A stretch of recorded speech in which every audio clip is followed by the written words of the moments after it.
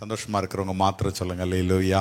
ஆமென். உங்களை கர்த்தர் வாழ்த்துகிறேன். கர்த்தர் உங்களை ஆசீர்வதிப்பார். ஒரே ஒரு பாடலை பாடி நம்ம தொடர்ந்து வார்த்தைக்கின்றராய் கடந்து போவோம். கர்த்தர் நம்மோடு பேசுவாராக. ஜீசஸ். என் ஆத்மநேசரை பாடுவேன், அவர் தந்த ஜீவனிலே. என் ஆத்மநேசரை பாடுவேன், அவர் தந்த ஜீவனிலே.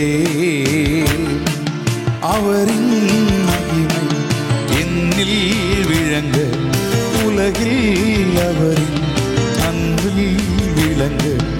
என் ஆத்மநேசரை பாடுவேன், அவர் தந்த ஜீவனிலே. வாழ்ந்திடும் மனிதனாய் நான் இருந்தேன், காய்ந்திடும் பூவாய் நான் இருந்தேன். வாழ்ந்திடும் மனிதனாய் நான் இருந்தேன், காய்ந்திடும் பூவாய் நான் இருந்தேன். அவர் காயங்கள் தரும் புது ஜீவன்கள், அவர் அன்பில் நான் அல்லவா. அவர் காயங்கள் தரும் புது ஜீவன்கள், அவர் அன்பில் நான் அல்லவா. என் ஆத்மநேசரை பாடுவேன், அவர் தந்த ஜீவனிலே. என் ஆத்மநேசரை பாடுவேன், அவர் தந்த ஜீவனிலே. வாரும் என் தாகம் தீரவில்லை, இயேசுவல்லால் என் ஜீவனில்லை. வாரும் என் தாகம் தீரவில்லை, இயேசுவல்லால் என் ஜீவனில்லை. அவர் பாதத்தில் என் நிம்மதி ஓயாமல் பாடிடுவே. அவர் பாதத்தில் என் நிம்மதி ஓயாமல் பாடிடுவே. என் ஆத்மநேசரை பாடுவே, அவர் தந்த ஜீவனிலே.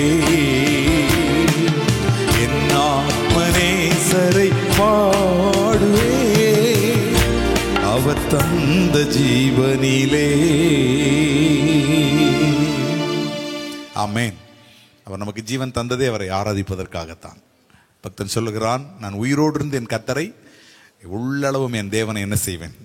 அல்லேலூயா. இந்த காலையிலே நம்ம ரொம்ப எளிமையான ஒரு வேத பகுதியை பார்க்க போகிறோம். எல்லோருக்கும் புரியும் என்று நான் நம்புகிறேன். பல நேரத்தில் என் மனைவியே சொல்லுவாங்க, நீங்கள் என்ன பிரசங்கம் பண்ணீங்கன்னு எனக்கே புரியலை அப்படிம்பாங்க.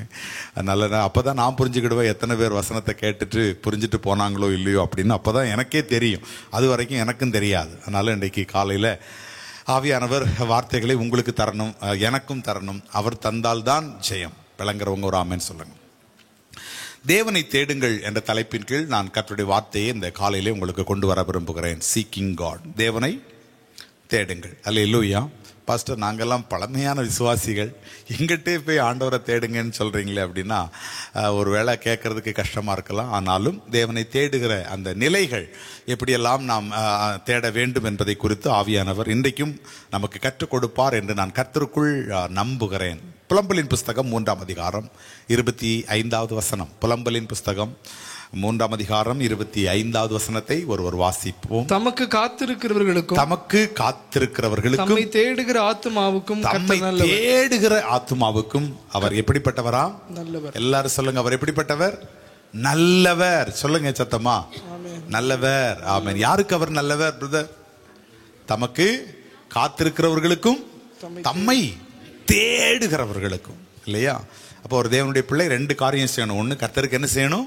காத்திருக்கணும். தாவீது சொல்கிறான், கர்த்தருக்காக நான் பொறுமையோடு காத்திருந்தேன், அவர் என்னிடமாய் சாய்ந்தார். எந்த மனிதன் அவருக்காக பொறுமையோடு காத்திருக்கிறானோ அந்த மனிதனிடத்தில் அவர் சாய்ந்து கொள்ளுகிறார். எல்லாரும் சேர்ந்து ஒரு ஆமென் சொல்லுங்க.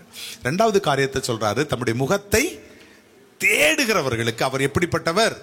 நல்லவர். அல்லேலூயா. கர்த்தருடைய முகத்தை தேடுகிறவர்களுக்கு அவர் நல்லவர் என்று வார்த்தை சொல்லுகிறது. சங்கீதக்காரன் சொல்கிறான், அவர் நல்லவர் என்பதை ருசித்து பாருங்கள். எப்படி ருசித்து பார்க்க முடியும்? அவருடைய முகத்தை என்ன செய்யணும்? தேடணும். நல்லவர் அவர் எப்படி, யாருக்கு நல்லவர்? முகத்தை தேடுகிறவனுக்கு நல்லவர். அவரை தேடுகிறவனுக்கு நல்லவர். Praise God. அவரை எப்படி ருசிக்க முடியும்? அவர் நல்லவர் என்பதை எப்படி ருசிக்க? அவரை தேடுகிறதன் மூலமாய் நாம் ருசிக்க முடியும். இந்த காலை நேரத்தில் அவரை தேடி வந்திருக்கிற உங்களை ஆண்டவர் ஆசீர்வதிப்பாராக. அல்லேலூயா. எல்லாருடைய வாழ்க்கையிலையும் தேடல் என்ற ஒன்று இருக்கத்தான் செய்யுது இல்லையா? எல்லாருக்குமே தேடல் இருக்கா இல்லையா? சர்ச்சில் வந்த உடனே என்ன தேடி இருப்பீங்க நீங்க? ஒவ்வொருத்தரும் ஒவ்வொரு ஒன்று தேடுவாங்க. நீங்க என்ன தேடினீங்களோ அது உங்களுக்கும் ஆண்டவருக்கும் தான் தெரியும். அல்லேலூயா. ஒரு பாஸ்டர் இப்படி தான் போய் பக்கத்து சபையில போய் தேடி தேடி பார்த்துக்கிட்டு இருந்தாராம். வெளியில நின்று எட்டி பார்த்துக்கிட்டே இருந்தாராம். அந்த விசுவாசி சொன்னாங்க, இந்த பாஸ்டர் அந்த சர்ச்சு பாஸ்டர்ல இங்கே எதுக்கு வந்து தேடிக்கிட்டு இருக்கிறாரு? அப்பதான் ஒரு விசுவாசி அவர்கிட்ட நேரடியாக கேட்டாங்களே, ஏன் பாஸ்டர் இங்கே நின்று பார்த்துக்கிட்டு இருக்கிறீங்க? இல்லை, என் ஆத்மா ஒன்றை காணும், அதான் நான் தேடிக்கிட்டு இருக்கிறேன் அப்படின்னாராம். விளங்குறவங்க ஒரு ஆமேன்னு சொல்லுங்களேன். அந்த விசுவாசி சொன்னாரா, உங்க ஆத்மா உங்ககிட்ட தானே பாஸ்டர் இருக்கும், நீங்க இங்கே ஏன் வந்து தேடுறீங்க அப்படின்னு. விளங்குறவங்க ஒரு ஆமேன்னு சொல்லுங்கள். உங்க ஆத்மா எங்கே தான் இருக்கும்? உங்ககிட்ட தானே இருக்கும், இங்கேயே வந்து தேடுறீங்க அப்படின்னு. பாஸ்டர் இப்படி தேடுனாருன்னா விசுவாசி எப்படி தேடுவாங்கன்னு யோசிச்சு பாருங்க பார்ப்போம். Praise God. ஹல்லேலூயா. நீங்கள் என்ன தேடுகிறீர்கள் என்று உங்களுக்கும் ஆண்டவருக்கும் மட்டும்தான் தெரியும். பிரசங்கி 7:28 சாலமன் சொல்கிறான், என் மனம் இன்னும் ஒன்றை தேடுகிறது. எல்லாரும் ஆமென் சொல்லுங்களேன். 1000 மனசாட்சியே இல்லை போல இருக்கு. 1000 பேரை தேடிட்டு அவன் சொல்றான், என் மனம் என்ன செய்கிறது? ஆமா, இன்னைக்கும் சிலருக்கு மனம் இன்னும் ஒன்றை என்ன செய்து கொண்டே இருக்கிறது, தேடிக்கொண்டே இருக்கிறது. விளங்குறோம் ஆமென் சொல்லுங்களேன். அவனாலேயே கண்டுபிடிக்க முடியல. அப்ப இன்னொரு சொல்ல பாருங்க, இன்னும் ஒன்ன தேடுனா சரியாயிரும் அப்படின்னு நினைச்சிட்டு தேடுற மனசாட்சி இல்லாதவர்களும் இருக்கிறார்கள். கண்டுபிடிக்கவே முடியாது. புரிந்து கொள்கிறவர்கள் மாத்திரம் ஒரு ஆமென் சொல்லுங்கள். சிலர் சிலதை தேடுகிறார்கள், சிலர் எல்லாவற்றையும் என்ன செய்கிறார்கள், ஏதாவது கிடைக்காதா அப்படின்னு தேடுறாங்க. இயேசு கிறிஸ்துவை பின்பற்றின பரிசேயர்கள் எல்லாம் பார்த்தீங்கன்னா அவங்க அற்புதங்களையும் என்ன செய்தார்கள், அடையாளங்களையும் தேடினார்கள். அவர்களை பார்த்து ஆண்டவர் சொல்லும்போது சொல்றாரு, அவங்களை ரொம்ப கடினமான வார்த்தைகளை பிரயோகிக்கிறார். இந்த விபச்சார சந்ததியார் அவர்கள் அடையாளங்களை என்ன செய்கிறார்கள், தேடுகிறார்கள் அப்படின்னு சொல்லிட்டு, உங்களுக்கு யோனாவின் நாட்கள்ல என்ன அடையாளம் கொடுக்கப்பட்டுச்சோ அதுதான் கொடுக்கப்படும் அப்படின்னு அந்த சாபத்தை அவர்களுக்கு நாம் கொண்டு வருவதை பார்க்க முடியும். அப்ப தேவனை நாம் இது ஒரு குறிப்பிட்ட காரணங்களுக்காக தேடிக்கொண்டிருப்பதை கடந்து அந்த தேடலுடைய உன்னதமான இடத்துக்கு நீங்களும் நானும் என்ன செய்ய வேண்டும், கடந்து வர வேண்டும். எல்லாரும் சேர்ந்து ஒரு ஆமென் சொல்லுங்களேன். தானியேலை குறித்து நீங்கள் படித்தால் தானியேல் 8ஆம் அதிகாரம் அதனுடைய 13வது வசனத்திலே தானியேலுடைய தேடல் என்ன தெரியுமா? தனக்கு கிடைத்த தரிசனத்தின் பொருள் என்னவாக இருக்கும் என்று தேட ஆரம்பிச்சானா. என்ன ஒரு மகிமை பாருங்கள். ஒரு ஆமென் சொல்லுங்கள். Praise God. ஹல்லேலூயா. ஆண்டவர் கொடுத்த தரிசனம், அந்த தரிசனத்தின் பொருள் என்னவாக இருக்கும்? இன்னைக்கு ஆவிக்குரிய அந்த தேடலும் சிலர்கிட்ட இருக்கு. நான் என்னை குறித்து ஆண்டவர் என்ன செய்ய விரும்புகிறார், என்னை குறித்து ஆண்டவர் என்ன நோக்கம் வைத்திருக்கிறார், நான் என்ன செய்யணும்னு ஆண்டவர் விரும்புகிறார், என்கிட்ட இப்படி எல்லாம் வழி நடத்துறாரே, அவர் என்மேல் என்ன, அந்த தேடல் உங்களுக்குள் இருக்கிற வரைக்கும் தேவன் காரியங்களை உங்களோடு கூட இடைப்படுவார். அல்லேலூயா. தேவனை தேடுகிறதனுடைய ஒரு 5 நிலைகள். நம்ம எல்லாம் அதை செய்துட்டு தான் இருக்கிறோம். எல்லாருக்குமே அந்த தேடல் இருக்குது. இருந்தாலும் அதை கொஞ்சம் வரிசைப்படுத்திட்டு ஒரு 5 நிலைகளை என்ன உங்களுக்கு சொல்லி இன்னைக்கு உங்களுக்காக நான் ஜெபிக்க விரும்புகிறேன். அதுதான் ஆண்டவர் என் உள்ளத்துக்குள்ள வைத்த வார்த்தை. அந்த வார்த்தைகள் உங்களுக்கு பலனை தரட்டும் என்று நான் விரும்புகிறேன். ஆமென். அதனால விழித்திருங்கள். ஆண்டவர் உங்களோடு கூட என்ன செய்வார், இடைப்படுவார். 5 தேடல். நான் அதை இப்படி சொல்கிறேன். முதலாவது தேடல் தேவனை தேடுதல். என்னது? ரைட். 2வது தேடல் அவருடைய கரத்தை தேடுதல். என்னது? கரத்தை தேடுதல். 3வது தேடுதல் அவருடைய முகத்தை தேடுதல். என்ன பிரதர்? முகத்தை தேடுதல். 4வது தேடல் அவருடைய இருதயத்தை தேடுதல். ஆமென். 5வது தேடுதல் அவருடைய ராஜ்யத்தை தேடுதல். இப்போ உங்க மனதுல அதை அப்படியே வைத்துக்காங்க. இன்னும் நம்ம தொடர்ந்து பார்க்கலாம். முதலாவது தேடுதல் தேவனை தேடுதல், 2வது அவருடைய கரத்தை, 3வது அவருடைய முகத்தை தேடுதல், 4வது அவருடைய இருதயத்தை தேடுதல், 5வது அவருடைய ராஜ்யத்தை. இந்த 5 தேடலும் நம்முடைய வாழ்க்கையில் என்ன செய்யக்கூடாது, விட்டுறவே கூடாது. தேடிக்கொண்டே இருப்போம். கர்த்தர் என்ன செய்வார் தெரியுமா? உங்களுக்கு நல்லவராக இருப்பார். ஆமென். ஃபர்ஸ்ட் தேடல் தேவனை தேடுதல். அந்த தேடுதலுக்கு நான் ஒரு பெயர் கொடுக்கிறேன். அது ரட்சிப்புக்கான ஒரு தேடல். எல்லாரும் ஒரு ஆமென் சொல்லுங்களேன். அந்த தேடுதலுக்கு என்ன பெயர்? ரட்சிப்புக்கான ஒரு தேடல். ஹல்லேலூயா. இது ஒரு அடிப்படை தேடுதல். இது ஒரு சாதாரணமான அடிப்படை தேடுதல். இது எல்லாருக்கும் என்ன செய்யணும் தெரியுமா? ஒன்று வேணும். ஒரு குழந்தை அல்லது ஒரு பிறக்கிற குழந்தை என்ன செய்யும்னா, எப்படி ஆனாலும் தன் தகப்பனையும் தாயும் அதை என்ன செய்யும்? தேடும். எத்தனை பேர் ஆமேன் என்று சொல்வீர்கள்? இன்னும் சொல்றேன், குப்பை தொட்டிலே வீசி எறியப்பட்ட குழந்தைகள் கூட தன் வாழ்க்கையில் என்றைக்காகலும் ஒரு நாள் அந்த தகப்பனையும் தாயும் என்ன செய்யும்? அது தேடும். அதுதாங்க இது ஒரு அடிப்படை தேடல் என்று நான் சொல்ல காரணம் அதுதான். வேண்டாம், இந்த பிள்ளை எனக்கு வேண்டாம், இதை நான் போட்டு இது இது இது இது வந்ததுனால தான் எனக்கு சாபம், இந்த பிள்ளை என்னால் வளர்க்க முடியாதுன்னு தூக்கி எறிந்துட்டு போனாலும் அந்த குழந்தையும் கூட வாழ்நாளில் என்றைக்காகிலும் ஒரு நாளிலே எனக்கு மற்ற தகப்பனையும் தாயோடும் பிள்ளைகள் விளையாண்டு கொண்டு இருக்கிறதை பார்க்கிற பொழுது, ஐயோ எனக்கு ஒரு தகப்பன் இல்லையே, எனக்கு ஒரு தாய் இல்லையே என்ற அந்த ஏக்கத்தை நீங்க பார்க்க முடியும். சேர்ந்து சொல்லுங்கள் ஒரு ஆமென். ஹல்லேலூயா. அதே போல சிருஷ்டிக்கப்பட்ட ஒவ்வொரு சிருஷ்டியும் என்ன செய்ய வேண்டும்? தன்னை சிருஷ்டித்த தேவனை என்ன செய்ய வேண்டும்? தேட வேண்டும். இது ஒரு அடிப்படையான தேடுதல். இன்னைக்கு இதை நீங்க உங்க மனதுல வைத்துக் கொள்ளுங்கள். ஆவியானவர் சில விஷயங்களை உங்களுக்கு புரிய வைப்பார். நிறைய நேரத்தில் சிலர் கேட்கிற கேள்வி என்ன தெரியுமா? பிரதர், அந்த இடங்கள்ல எல்லாம் ஆண்டவர் அறியாத அத்தனை கோடி இருக்காங்க, அவங்க அவ்வளவு பேரையும் அவங்க அழிச்சிட்டாங்களே, கர்த்தர் அங்க ஒரு ஊழியக்காரனை கொண்டு போயிருந்தா அவங்க ரட்சிக்கப்பட்டிருப்பாங்களே, அங்க ஒரு சுவிசேஷம் போயிருந்தா அவங்க எல்லாம் மனம் திருப்பி இருப்பாங்களே, இதுக்கு எல்லாத்துக்கும் பதில் உங்களுக்கு கிடைக்கும் என்று நான் நம்புகிறேன். ஒரு ஆமென் சொல்லுங்களேன். இந்த அடிப்படையான ஒரு தேடல் எந்த மனுஷனுக்குள்ள இருக்கோ அந்த மனுஷன் தான் ரட்சிக்கப்படுகிறான். ஆமென். அதனாலதான் நம்முடைய இருதயங்களை அவர் என்ன செய்கிறார்னா ஆராய்ந்து அறிகிறார். அறிகிறதுனால இன்னைக்கு ஒருவேளை அதனாலதான் ஆண்டவர் சொல்றார், நீங்கள் அல்ல என்னை தெரிந்து கொண்டீர்கள், நான் தான் உங்களை என்ன செய்து கொண்டேன்? தெரிந்து கொண்டேன். இந்த தெரிந்து கொள்ளுதனுடைய உன்னதமான ரகசியம் என்னன்னா, நம்மளை அறியாத ஒரு தெய்வீக தேடல் நமக்குள்ள இருந்ததுனாலதான் கர்த்தர் உங்களுக்கும் எனக்கும் கிருபையா இறங்கி வந்திருக்கிறார். எத்தனை பேர் இந்த இடத்துல என்னோடு கூட வருவீர்கள்? ஹல்லேலூயா. இது ஒரு அடிப்படையான ஒரு தேடல். ஒரு சிருஷ்டி என்ன செய்ய வேண்டும்? சிருஷ்டிகரை என்ன செய்ய வேண்டும்? தேட வேண்டும். ஒரு குழந்தை தன் தகப்பனை தாயை தேடல அப்படின்னா அந்த குழந்தைக்கு ரெண்டு பிரச்சனை இருக்குன்னு அர்த்தம். ஒன்று, அதற்கு உணர்வு இல்லைன்னு பொருள். அதுக்கு என்ன பொருள்? எல்லாரும் சொல்லுங்க. அந்த பிள்ளைக்கு என்ன இல்லை? உணர்வே இல்லை. சிலர்கிட்ட சொல்லல, உனக்கு உணர்வே இல்லையாப்பா அப்படின்னு சொல்லுவோம் இல்லையா? அந்த பிள்ளைக்கு என்ன இல்லை? உணர்ச்சி இல்லை. அப்படி இல்லைன்னா அந்த பிள்ளை பைத்தியமான பிள்ளை. அந்த பிள்ளை யாருங்க? Mental disorder. அப்படித்தானே நம்ம சொல்ல முடியும். ஒரு தகப்பன தாயை ஒரு பிள்ளை தேடலைன்னா அதுக்கு என்ன அர்த்தம்? அத மாதிரி இப்பொழுது ஒரு தெய்வனை சிருஷ்டியாகிய மனிதன் தன் சிருஷ்டிகராகிய தேவனை தேடலைன்னா ரெண்டே காரியம்தான். ஒன்று, அவனுக்கு என்ன இல்லை? உணர்வு இல்லை. இல்லாவிட்டால் அவன் பைத்தியமான பிள்ளை. அதனாலதான் வேதம் என்ன சொல்லுகிறது? 53ஆம் சங்கீதத்தினுடைய 2வது வசனத்துல ஆண்டவர் எழுதுகிறார், நான் இப்படி சொல்லி கடந்து போகிறேன், தேவனை தேடுகிற உணர்வுள்ளவன் உண்டோ என்று கர்த்தர் வானத்திலிருந்து மனுபுத்திரரை என்ன செய்கிறாராம்? கண்ணோக்குகிறார். அவர் பார்க்கிறாரு தேவனை தேடுகிற உணர்வுள்ளவன். Price God. ஹல்லேலூயா. ஏன்னா நம்ம எல்லாரும் சிருஷ்டிக்கப்பட்டிருக்கிறோம். ஆகவே சிருஷ்டிக்கப்பட்டிருக்கிற நாம் சிருஷ்டியாகிய அந்த தேவனை தேட வேண்டும் என்பது அடிப்படையான அவசியம். அப்படி இல்லை, அப்படி தேடலைன்னா அந்த மனிதனிடத்தில் என்ன இல்லை? உணர்வு இல்லை. உபாகம புஸ்தகம் 32:18 சொல்லும்போது சொல்லுகிறார், உன்னை ஜெனிப்பித்த கண்மலையை நீ என்ன செய்தாய்? நீ மறந்தாய். உன்னை பெற்ற தேவனை நீ என்ன செய்து விட்டாய்? மறந்து விட்டாய் என்று சொல்லுகிறார். எப்படியா? உன்னை ஜெனிப்பித்தது யாரு? எங்க அப்பா இல்ல, எங்க அம்மா இல்ல. உன்னை ஜெனிப்பித்த கண்மலையை நீ என்ன செய்தாய்? மறந்து போயிட்ட, நினையாம போயிட்ட. உன்னை பெற்ற தேவனை நீ என்ன செய்துட்ட? மறந்து போயிட்ட. ஹல்லேலூயா. இன்றைக்கும் நான் சொல்லுகிறேன், 33 தெய்வங்கள் இந்த உலகத்துல இருக்கான். அதை எல்லாத்தையும் இன்னைக்கு நினைக்கிறான், மனுஷன் நினைக்கிறான். ஆனால் ஜெனிப்பித்த அந்த கண்மலை இன்றைக்கு மனுஷன் என்ன செய்து விட்டான்? மறந்து போய்விட்டான். அவரை பெற்றெடுத்த தேவனை என்ன செய்து விட்டான்? நினையாமல் போய்விட்டான். எவ்வளவு ஒரு பயங்கரம் என்று பாருங்கள். ஹல்லேலூயா. காரணம் என்ன? அவனுடைய உணர்வு என்ன செய்திருக்கிறது? நஷ்டப்பட்டிருக்கிறது. ஹல்லேலூயா. ஏசாயா தீர்க்கதரிசி தன் தீர்க்க தரிசன புஸ்தகத்தில் எழுதுகிற பொழுது அதனுடைய 1ஆம் அதிகாரம் 2-3 வசனத்துல ரொம்ப ரொம்ப பரிதாபமா எழுதுகிறார். இன்னும் சொல்ல போனா ரொம்ப இறங்கி வந்து எழுதுறாரு. மாடுக்கு தன்னுடைய எஜமான தெரியும், கழுதைக்கு தன்னுடைய ஆண்டவனுடைய முன்னணியே தெரியும். ஆனா ஏன் ஜனங்களுக்கு எனக்கு என்ன தெரிய மாட்டேங்குது? அவர்கள் எப்படிப்பட்ட என் ஜனம் என்று சொல்லுகிற வார்த்தைகள் எல்லாம் நீங்கள் உங்கள் இருதயங்களிலே வாங்கிக் கொள்ளுங்கள். அவர்கள் அறிவில்லாமலும் உணர்வில்லாமலும் இருக்க, அவங்களுக்கு உணர்வே இல்லப்பா அப்படின்னு அவர் கதறுகிறார். ராமன் சொல்லுங்களேன். மிருகத்துக்கு கூட ஒரு சில தன்மை உண்டு.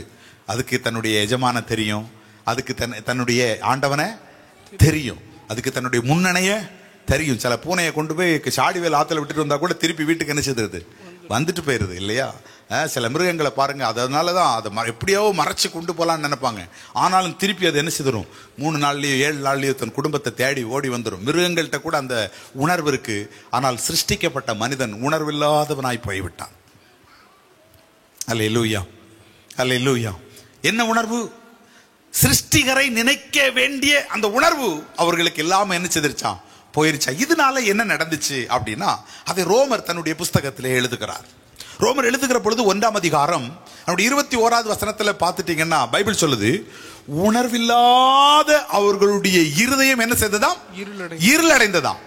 ஒரு மனுஷனுடைய அந்த ஆத்துமாவில் உணர்வு இல்லைன்னு வச்சுக்காங்களேன், கடைசி என்ன ஆகும், அது இருள் அடைந்து போய்விடும். இன்னைக்கு ஒருவேளை நீங்கள் கேட்கலாம், உலகம் எப்படி இருளுக்குள்ள ஆச்சுன்னா இதுதான் காரணம். தேவன் ஒளியாக இருந்தார், எப்படி இந்த ஒளியில இருள் உண்டாச்சுன்னா தேவனை தேடுகிற உணர்வு மனிதனுக்குள் இல்லாமல் போனதுனாலே உணர்வில்லாத அவருடைய இருதயம் என்ன செய்திருச்சுங்க, இருளடைஞ்சு போச்சு. அப்படி இருளடைந்ததுனால என்ன சம்பவித்தது அப்படின்னா நமக்கு தெரியும். அவர்கள் தேவனுக்குரிய மகிமையை, அந்த 23வது வசனம் சொல்லுகிறது, அவர்கள் என்ன நடந்தார்கள், அழிவில்லாத தேவனுடைய மகிமையை அழிவுள்ள மனுஷர்கள், பறவைகள், மிருகங்கள், ஊரும் பிராணிகள் எல்லாத்துக்கும் ஒப்பாக்கிட்டாங்களா? இன்னைக்கு அதான் நடந்திருக்கு. ஆமென். சிருஷ்டி யாரை தேடணும், சிருஷ்டிகரை தேடணும். சிருஷ்டிகரை தேடுறதுக்கு தேடாமல் போனதன் காரணம் அவர்களுக்குள் என்ன இல்லை, உணர்வில்லை. உணர்வில்லாமல் போனதினாலே அவருடைய ஆத்துமா என்ன செய்தது, இருளடைந்தது. அவருடைய ஆத்துமா இருளடைந்தது நிமித்தமாக இப்பொழுது இவைகள் எல்லாம் தெய்வங்களாக மாறிற்று. எவ்வளவு பேருக்கு புரிஞ்சிருக்கு இவ்வளவு விஷயங்களும்? ஒரு ஆமேன் சொல்லுங்களேன். ஆனாலும் ஆமேன், அதன் மத்தியில கூட தேவனை தேடுகிற உணர்வுள்ள சிலர் இந்த இடத்துல இருந்ததுனால இன்னைக்கு இவைகள் தெய்வம் ஆகாம நம்முடைய மகா பெரிய சிருஷ்டிகரை அறிந்து கொண்டு அவரை ஆராதிக்கிற மகா பெரிய கிருபையை உங்களுக்கும் எனக்கும் தந்திருக்கிறார். எத்தனை பேர் சந்தோஷப்படுகிறீர்கள்? அல்லேலூயா. ஒருவேளை நம்முடைய அந்த உணர்வு நமக்குள்ள அப்படி இல்லாம இருந்திருக்குமானா நாமளும் இந்த இருளுக்குள்ள போயிருப்போம். ஒருவேளை இந்த சிருஷ்டியை அல்ல, நம்ம நினைச்சோம் அந்த சிருஷ்டிகரை அல்ல, இந்த சிருஷ்டிகளை எல்லாம் தெய்வமாக்கி இந்த உலகத்தின் ஒரு மனிதனாய் இருந்திருப்போம். ஆனால் எங்கோ ஒரு மூலையில அவரை தேடுகிற ஒரு இருதயம் இருந்ததுனாலதான் கர்த்தர் நம்ம நினைவாக இருந்தார். கர்த்தரை தேடுகிற பிள்ளைகளுக்கோ அவர் எப்படிப்பட்டவர் தெரியுமா, நல்லவராக இருக்கிறார். உண்மையாகவே அதனாலதான் சொல்லுது, உண்மையாய் கர்த்தரை தேடுகிறவன். எத்தனை பேர் சந்தோஷப்படுகிறீர்கள்? பொதுவாக பார்த்தீங்கன்னா இந்த இந்திய மக்கள் அந்த கலாச்சாரத்தையே நீங்க பார்த்துட்டீங்கன்னா கடவுளை தேடுறதுல அவங்களுக்கு ஒரு பெரிய ஆர்வம் உண்டு. அதனாலதான் பக்தி உள்ளவனை தேவன் என்ன செய்கிறார், தனக்காக என்ன செய்து கொள்கிறார், ஒரு தேடல், அந்த தேவனை தேடுகிற தேடல். அதனாலதான் நம்ம என்னமோ தெரியல, அப்போஸ்தலனை ஆண்டவர் இன்னைக்கு என்ன செய்தார், இந்திய தேசத்துக்கு ஒரு அப்போஸ்தலனை நேரடியாக. நீங்க வெளிநாட்டை எடுத்துக்கிட்டீங்கன்னா கிறிஸ்தவர்களுடைய எண்ணிக்கை அதிகம்தான், இந்தியாவோட அதிகமா இருக்கலாம். ஆனால் இப்படி ஆண்டவரை உண்மையாய் தேடுகிற ஜனத்தை நீங்க பார்க்க முடியாதுங்க. எத்தனை பேர் புரிந்து கொள்கிறீர்கள்? ஆமேன். அதனாலதான் இன்னைக்கு உங்களுக்கும் எனக்கும் இத்தனை ஊழியக்காரங்களை ஆண்டவர் அனுப்பி கொடுத்தார், இத்தனை மிஷினரிகளை கர்த்தர் அனுப்பி கொடுத்தார், இத்தனை சபைகளை கர்த்தர் நமக்கு கொடுத்தார், இத்தனை தேவ மனிதர்களை இந்தியாவிலிருந்து எழுப்பி கொடுத்தார். எத்தனை பேர் சந்தோஷப்படுகிறீர்கள்? வெள்ளக்காரன் 20 நிமிஷத்துக்கு மேல பேசினா நம்ம கேட்க மாட்டோம். ஆனா இந்தியக்காரன் 2 மணி நேரம் பேசுறான், ஜனங்கள் உட்கார்ந்து கேட்கிறாங்க. காரணம் என்ன தெரியுமா? ஆமீன். அந்த தாகமுள்ளவன் மேல் தண்ணீரையும் வறண்ட நிலத்தின் மேல் ஆறுகளையும் அவர் என்ன செய்கிறார், உண்டாக்குகிறார். அந்த தவிப்பு இருக்கு பாருங்க, அந்த வாஞ்சை இருக்கு பாருங்க, அந்த வாஞ்சை தேவனுடைய நன்மைகளை நமக்கு ஏராளமாய் கொண்டு சேர்த்து இருக்கிறது. இன்றைக்கு நம்முடைய பட்டணம் இவ்வளவு தூரம் சுகமாயிருந்து, நம்முடைய பட்டணம் இவ்வளவு ஆசீர்வாதம் இருப்பதற்கு காரணம் என்ன தெரியுமா? தேவனை தேடுகிற அந்த உணர்வு தான். ஒரு ஆமென் சொல்லுங்களேன். அந்த காலத்துல எல்லாம் பரிசுத்தவான்கள் பார்த்தீங்கன்னா காலையில ஆண்டவருடைய சமூகத்துல தான் அவங்க விழிப்பாங்க. அப்படியெல்லாம் இன்னைக்கு கொஞ்சம் கொஞ்சம் நம்ம குறைஞ்சி வந்துட்டோம். இன்னைக்கு நம்ம வாரத்துக்கு ஒரு நாளுக்கே நமக்கு நேரம் சரியா கிடைக்க மாட்டாங்க. அப்படி அல்ல, தேவனை தேடுகிற உணர்வுள்ளவன் உண்டோ என்று கர்த்தர் என்ன செய்கிறாராம், வானத்திலிருந்து பார்த்து கொண்டே இருக்கிறார். இன்னைக்கு அந்த உணர்வை பரலோகம் நமக்கு தரட்டும். எல்லாரும் சேர்ந்து சொல்லுங்க ஆமென். ஹல்லேலூயா. இரண்டாவது காரியம் என்ன சொன்னேன், அவங்க ஆண்டவரை தேடலைன்னா அவங்களுக்கு என்ன பிரச்சனை? பைத்தியமான பிள்ளைகள். வாசிங்கள் எரேமியாவின் புஸ்தகம் 4ஆம் அதிகாரம் 22வது வசனம். எரேமியா 4:22. மதியற்றவர்கள் அன்றவர் சொல்ல பாரு, என் ஜனங்களோ மதியற்றவர்கள், என்னை அவர்கள் அறியாதிருக்கிறார்கள். அன்றவர் சொல்றார். எல்லாமே எல்லா இடத்துலயும் சொல்றா பாருங்க. ஏன் ஜனம்னு சொல்றதுல முட்டாள் பையன்னு சொல்ற, என் பிள்ளை முட்டாள்னு சொல்றதுல அவருக்கு எவ்வளவு சந்தோஷம் பாருங்க. என் ஜனம் மதியற்றவர்கள், என்னை அவர்கள் அறியாதிருக்கிறார்கள், அவர்கள் பைத்தியம் உள்ள பிள்ளைகள், அவர்களுக்கு மெண்டல் ஆயிடுச்சு அப்படிங்கிறார். எத்தனை பேர் சந்தோஷப்படுறீங்க? ஹல்லேலூயா. நீங்க எப்படி இருக்கீங்கன்னு எனக்கு தெரியாது. போன வாரம் நம்ம சர்ச்சில் அந்த கூடுகை ஃபங்க்ஷன் நடந்துச்சு இல்லையா?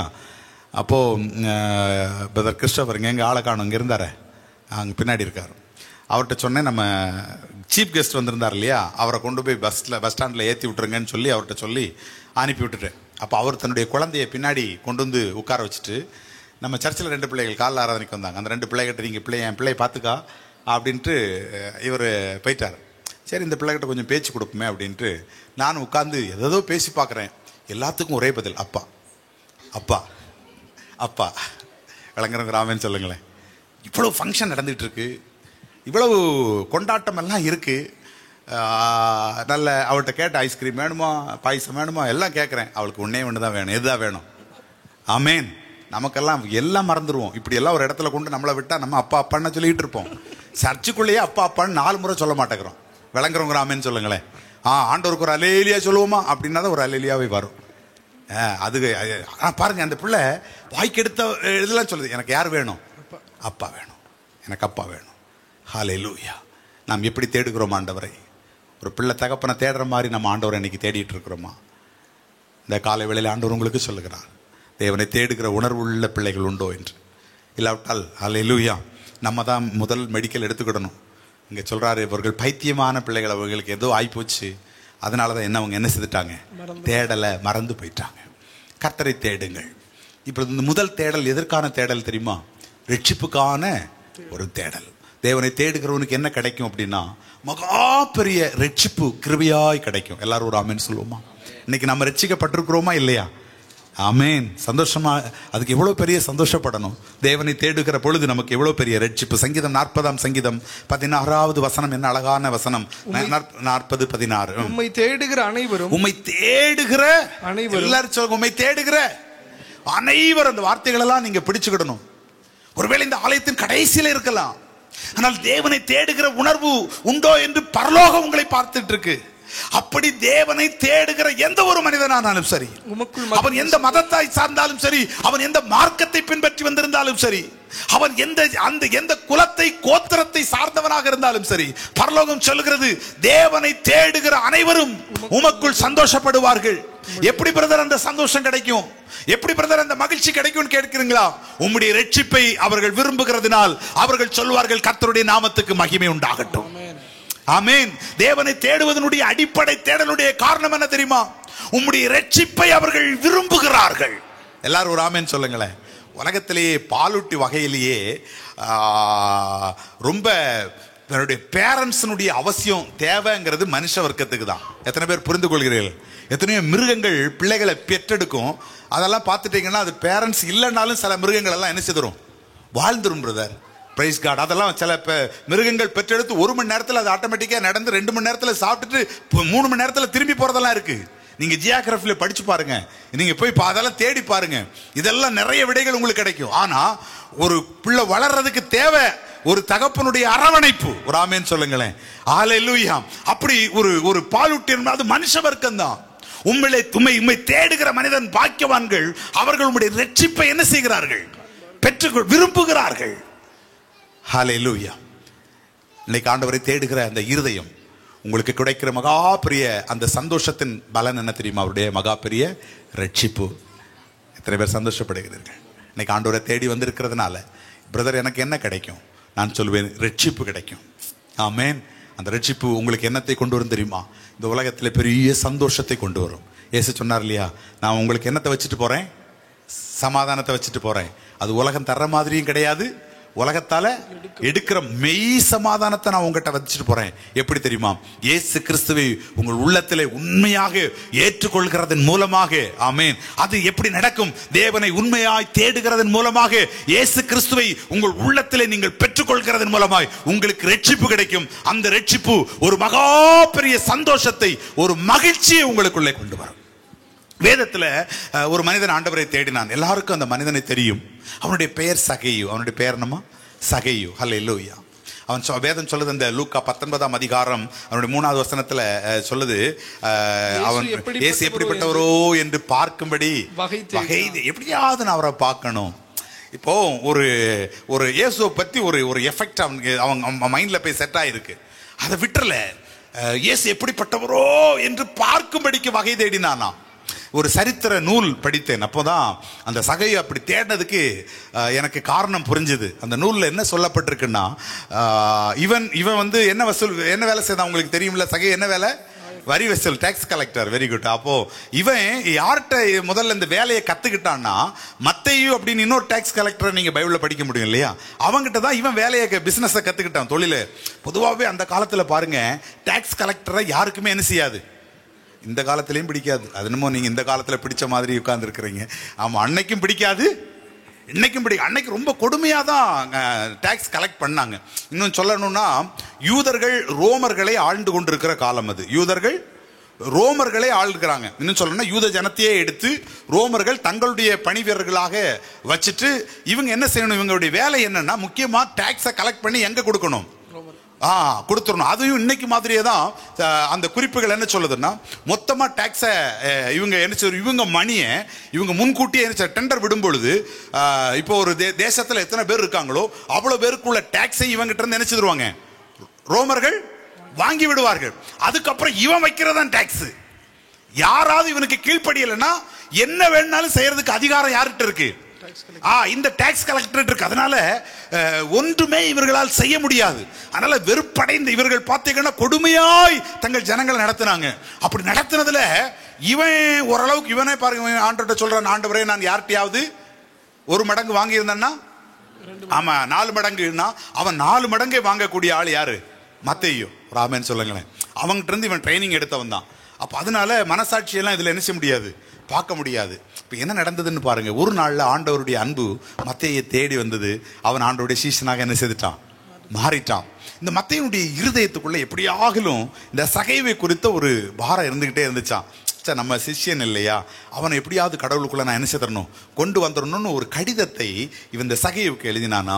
எப்பா, என்னை பத்தி உனக்கு தெரியும், நான் இவ்வளவு பொல்லாதவன் உனக்கு தெரியும், நான் எப்படி இந்த தேசத்தில் இருந்தேன்னு உனக்கு தெரியும். அதனால என்னை இயேசு சந்தித்தார், நான் இப்பொழுது என்னுடைய வாழ்க்கை முற்றிலும் மாறி நான் மிகுந்த சமாதானத்தோடு நான் இருக்கிறேன் என்ற ஒரு கடிதத்தை யாருக்கு எழுதினானா, இந்த சகைவுக்கு எழுதினானா. இந்த கடிதம் படித்ததுல இருந்து இந்த சகைவினுடைய உள்ளத்துக்குள்ள ஒரு பெரிய தேடல். யாருடா அந்த அப்படி ஒரு ஆளா இருக்க முடியும், இவனுக்கு ரட்சிக்கப்படணுங்கிற ஆசையெல்லாம் இவன்கிட்ட கிடையாது, இல்லாட்ட நான் மாறணுங்கிற எண்ணமும் இவன்கிட்ட கிடையாது.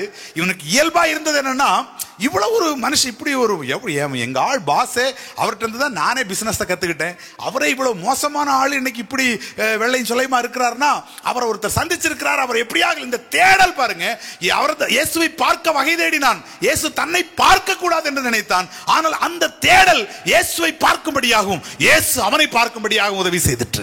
ஒரு ஆமென் சொல்லுங்களேன். ஒரு மனுஷனுடைய இருதயத்துக்குள்ள அந்த தேடல் இருந்தான்னா, அவன் எங்க இருந்தாலும், அவன் பாதாளத்தில் படுக்கை போட்டாலும் அவனை அவர் தேடுவான். எத்தனை பேர் புரிந்து கொள்கிறீர்கள்? ஹல்லேலூயா. சில பட்டணங்களுக்கு, சில நாடுகளுக்கு இன்னும் இயேசுவை கடந்து போகல, அல்லாட்டா இன்னும் சுவிசேஷம் கடந்து போகலன்னா அதற்கு காரணம் என்ன தெரியுமா?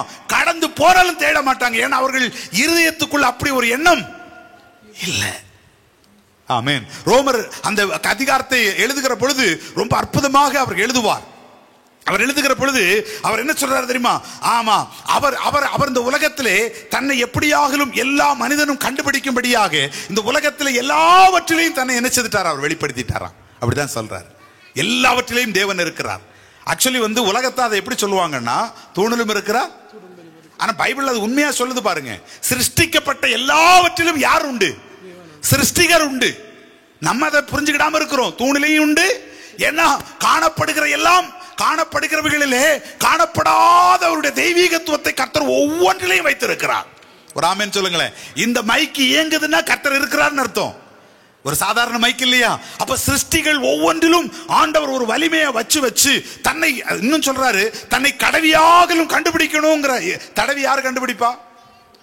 நீங்க யாரும் தடவி கண்டுபிடிக்க வேண்டிய அவசியம் இல்லை. ஒரு குருடனுக்கு கூட தன்னை வெளிப்படுத்தணும்னு நினைக்கிறார். அந்த தேடல் எந்த மனிதனுக்கு இருக்கோ, அவன் எந்த தேசத்தில் இருந்தாலும் அவனை தேவன் தேடிக்கொள்வார். அவனை கர்த்தர் விடவே மாட்டார். அவனுக்கு என்ன உண்டாகிறது தெரியுமா? மகா பெரிய ரட்சிப்பை ஆண்டவர் என்ன செய்கிறார்? தேவனை தேடுகிறவர்களே உங்கள் இருதயம் என்ன செய்யும்? வாழும். கர்த்தரை தேடலைன்னா என்ன நடக்கும்? வசனம் வாசிங்க. ஆமோஸின் புஸ்தகம் 5ஆம் அதிகாரம் 6வது வசனம். ஆமோஸ் தீர்க்கதரிசியின் புஸ்தகம் 5ஆம் அதிகாரம் 6வது வசனம். கர்த்தரை தேடுங்கள், அப்பொழுது பிழைப்பீர்கள். ஆண்டவர் சொல்லுகிற வார்த்தையை கேளுங்கள். இல்லாவிட்டால் கர்த்தரை தேடுங்கள், அப்பொழுது என்ன செய்வீர்கள்? பிழைப்பீர்கள். எல்லாரும் சத்தமா சொல்லுங்க, அப்பொழுது பிழைப்பீர்கள். இல்லாவிட்டால் பெத்தேலில் இருக்கிற ஒருவராலும் அவிக்கப்படாத அக்கினி யோசேப்பின் வீட்டிலே பற்றி. எல்லாரும் சொல்லுங்க, பெத்தேலில் இருக்கிற ஒருவராலும். எகிப்தில் வருகிற அக்கினி அல்ல, சோதோமில் போடப்பட்ட அக்கினி அல்ல. பெத்தேலில் இருக்கிற ஒருவரும் அவிக்க முடியாதான் அந்த அக்கினியை. அந்த அக்கினி எங்க பற்றி எரியும்? யோசேப்பின் வீடு. தேவன் தெரிந்து கொண்ட, தேவனை ஆராதிக்கிற ஜனங்களாலும் அவிக்க முடியாது. அப்பத்தின் வீட்டிலும் அவிக்க முடியாது. யோசேப்பின் வீட்டில் பற்றி எரியுமா? எப்பொழுது தெரியுமா? தேவனை நாம் தேடாமல் இருக்கும் பொழுது. இந்த காலை வேளையிலே ஆண்டவரை தேடுகிற ஒரு பெரிய பாக்கியத்தை கர்த்தர் உங்களுக்கும் எனக்கும் தந்திருக்கிறார். எத்தனை பேர் சந்தோஷப்படுகிறீர்கள்? ஆமென். உண்மையாகவே அவரை நாம் தேடுகிறோமா? ஒரு பிள்ளை தகப்பனை தேடுற மாதிரி உங்களுடைய தேடல் இந்த காலையில் இருக்குமானால் அவருடைய ரட்சிப்பு உங்களுக்கு உறுதியா இருக்கும். எத்தனை பேர் சந்தோஷப்படுறீங்க? ஹல்லேலூயா. உம்மை ஊக்கமாய் நோக்கி பார்த்தே, உண்மையாய் வெட்கமடையே. உம்மை ஊக்கமாய் நோக்கி பார்த்தே, உண்மையாய் வெட்கமடையே. வளர்ந்து கனி தரும் வாழ்வை விரும்பி வரம் வேண்டுகிறே. வளர்ந்து கனி தரும் வாழ்வை விரும்பி வரம் வேண்டுகிறே. சேர்ந்த திருப்பாதம். கர்த்தரை தேடுங்கள், அவர் சமீபமாய் இருக்கும்போது அவரை நோக்கி பாருங்கள். ஓ நீரை இயேசுவே தமதன்பை கண்டடைந்தே. தேவ சமூகத்தில், தேவ சமூகத்திலே தமதன்பை கண்டடைந்தே.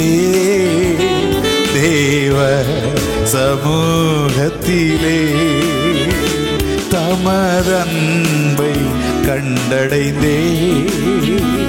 தேவ சமூகத்திலே. நீங்க ஒரு நல்ல சபையில நீங்க இருக்கிறீங்கன்னா, ஒரு நல்ல ஊழியனோட நீங்க இருக்கிறீங்கன்னா, நல்ல வார்த்தை உள்ள இடத்துல இருக்கிறீங்கன்னா, உங்க இருதயத்துக்குள்ள உங்க ஆழ் மனதில் ஒரு தேடல் ஏதோ இருந்தது தான் உங்களை இந்த இடத்துல கொண்டு வந்து வைத்திருக்கிறது. ஆமென். இன்னைக்கு ஏன் இந்த வித்தியாசம், இந்த டிஃபரன்ஸை நீங்க எப்படி பாக்குறீங்க? எத்தனையோ சபைகள் அங்கங்க இருக்கு இல்லையா? ஆண்டவர் ஒவ்வொருத்தரையும் ஒவ்வொரு வழியில ஒவ்வொரு நிலையில நடத்துறாரு. ஆமென். உங்களை இங்க கொண்டு வரணும், இந்த இடத்துல வைக்கணும்னு கர்த்தர் நினைச்சதன் காரணம் என்னன்னா, உங்களுக்குள்ளாக மறைந்திருந்த ஒரு தேடல். ஆமென். இன்னும் ஆழமா தேடுங்க, இன்னும் வல்லமையான இடத்துல கொண்டு வந்து வைப்பார். எத்தனை பேருக்கு புரியுதுங்க? எனக்கு இருக்கிற கிருபையின் அடி இங்க கொண்டு வந்து வைக்கிறாரு. அத மாதிரி தேவன் என்ன செய்கிறார்னா, எந்த தாகம் உள்ளவன் மேல தண்ணீர் என்ன செய்வார்? அவர் ஊற்றுவார். தேவனை தேடுகிறவனுக்கு அவர் ரட்சிப்பை என்ன செய்வார்? இலவசமாய் கொடுப்பார். கர்த்தரை தேடுங்கள், இதுதான் நேரம். அவரை கண்டடையக்கூடிய சமயம். இந்த அவர் நமக்கு சமீபமாய் இருக்கிற நேரம். அவரை தேடுகிறவனுக்கு அவர் ரட்சிப்பை இலவசமாய் கொடுக்கிறார். இரண்டாவது தேடல் அவருடைய கரத்தை. அதை நான் இப்படி சொல்லுகிறேன், நன்மைக்கான ஒரு தேடல். என்னதுமா? நன்மைக்கான ஒரு தேடல். இது நம்ம செய்யலாமா வேண்டாமா? என்ன பிரதர், செய்யணுமா வேண்டாமா? ஆமா. கர்த்தர் நமக்கு என்ன செய்கிறார்? நன்மை செய்கிறார். எல்லாரும் ஒரு ஆமென் சொல்லுங்களேன். ஒரு பிள்ளை தன் தகப்பனிடத்திலிருந்து தான் அது என்ன செய்யணும்? நடத்தப்படணும். அது மாதிரி ஆண்டவரிடத்தில் வந்திருக்கிற ரட்சிக்கப்பட்ட தேவனுடைய பிள்ளை தேவனாலேயே என்ன செய்யப்படணும்? நடத்தப்பட வேண்டும். இந்த தேவையினுடைய அந்த நிலை மாறணும். தேவையினுடைய நிலை. இப்ப பாருங்க, இப்போ ஒரு குழந்தைக்கு ஒரு தேவை. இப்ப பாருங்க, 2 வயசு 3 வயசு பிள்ளைகள் எல்லாம் வச்சுட்டு இருக்கீங்க. இந்த பிள்ளைக்கு தகப்பனிடத்துல என்ன எதிர்பார்க்கும்? உங்க பிள்ளை என்ன பிரதர் எதிர்பார்க்குது உங்ககிட்ட? எனக்கு ஒரு நல்ல கார் வாங்கி அப்பா எனக்கு நாளைக்கு கொடுப்பாரு அப்படின்னா எதிர்பார்த்துருக்கு. வேணா ஒரு ஐஸ்கிரீம் வாங்கி அந்த ஏஜுக்கு தகுந்த மாதிரி. இப்ப அந்த நன்மையினுடைய நிலை என்ன செய்து கொள்ளணும்? நன்மையான எல்லாம், பூரணமான எல்லாம் எங்கிருந்து தான் வருகிறது? பரத்தின் தேவனிடத்திலிருந்து வருகிறது. நல்லா புரிஞ்சுக்காங்க. இப்ப என்ன விதமான நன்மையை தேடுகிறோம் அப்படிங்கறதுல இருந்து நம்முடைய ஏஜை நம்ம பிக்ஸ் பண்ணிக்கிடலாம். எத்தனை பேருக்கு புரியுதுங்க? இன்னும் ஐஸ்கிரீமா கேட்டுட்டே இருக்கிறோம்னா நமக்கு வயசு எத்தனை? 2ன்னு அர்த்தம். ஒரு ஆமென் சொல்லுங்களேன். அல்லேலூயா. இல்ல இப்ப வேண்டாம் ஆண்டவரே, ஆமென், நான் இன்னும் நினைச்சு நமக்காக ஊழியத்தை செய்யணும், அதுக்கு எனக்கு இன்னும் பலன் வேணும் அப்படின்னு கேட்டோம்னா நம்ம வயசு 20ன்னு அர்த்தம். புரிஞ்சுக்குமா? ஒரு ஆமென் சொல்லுங்களேன். அப்போ என்ன, எல்லா நன்மையும் யாரிடத்திலிருந்து வர வேண்டும்? நன்மை என்ற ஒன்று இந்த உலகத்திலே வர வேண்டுமானால் அது எங்கிருந்து தான் வர வேண்டும்? கர்த்தரிடத்திலிருந்து மட்டும் தான் என்ன செய்யணும்? வரணும், வர முடியும். அந்த நன்மைக்கான ஒரு தேடலும் நமக்குள்ள என்ன செய்துட்டு இருக்கணும். அந்த தேடல் நம்ம என்ன யோசிக்கணும்? ஒரு சின்ன ஸ்கூல்ல போற பிள்ளைக்கு அதுக்கு என்ன யோசனை? எனக்கு ஒரு நல்ல ட்ரெஸ் வேணும், நல்ல ஒரு யூனிஃபார்ம் வேணும் இல்லையா? அந்த தேடலுடைய நிலை மாறுகிறது போல ஆவிக்குரிய பிள்ளைகள் இன்னுமே என் காய்ச்சல் சரியாகணும், என் தலைவலி மாறணும் அப்படிங்கிறதுக்காகவே தொடர்ந்து ஓடாம மாறாக இன்னும் உன்னத இடங்களுக்கு நேராக நம்முடைய தேடலை, அந்த நன்மையை என்ன செய்து கொள்ள வேண்டும்? நாம் புரிந்து ஆண்டவரிடத்தில் தேட வேண்டும். எல்லாரும் சேர்ந்து ஒரு ஆமென் சொல்லுங்களேன்.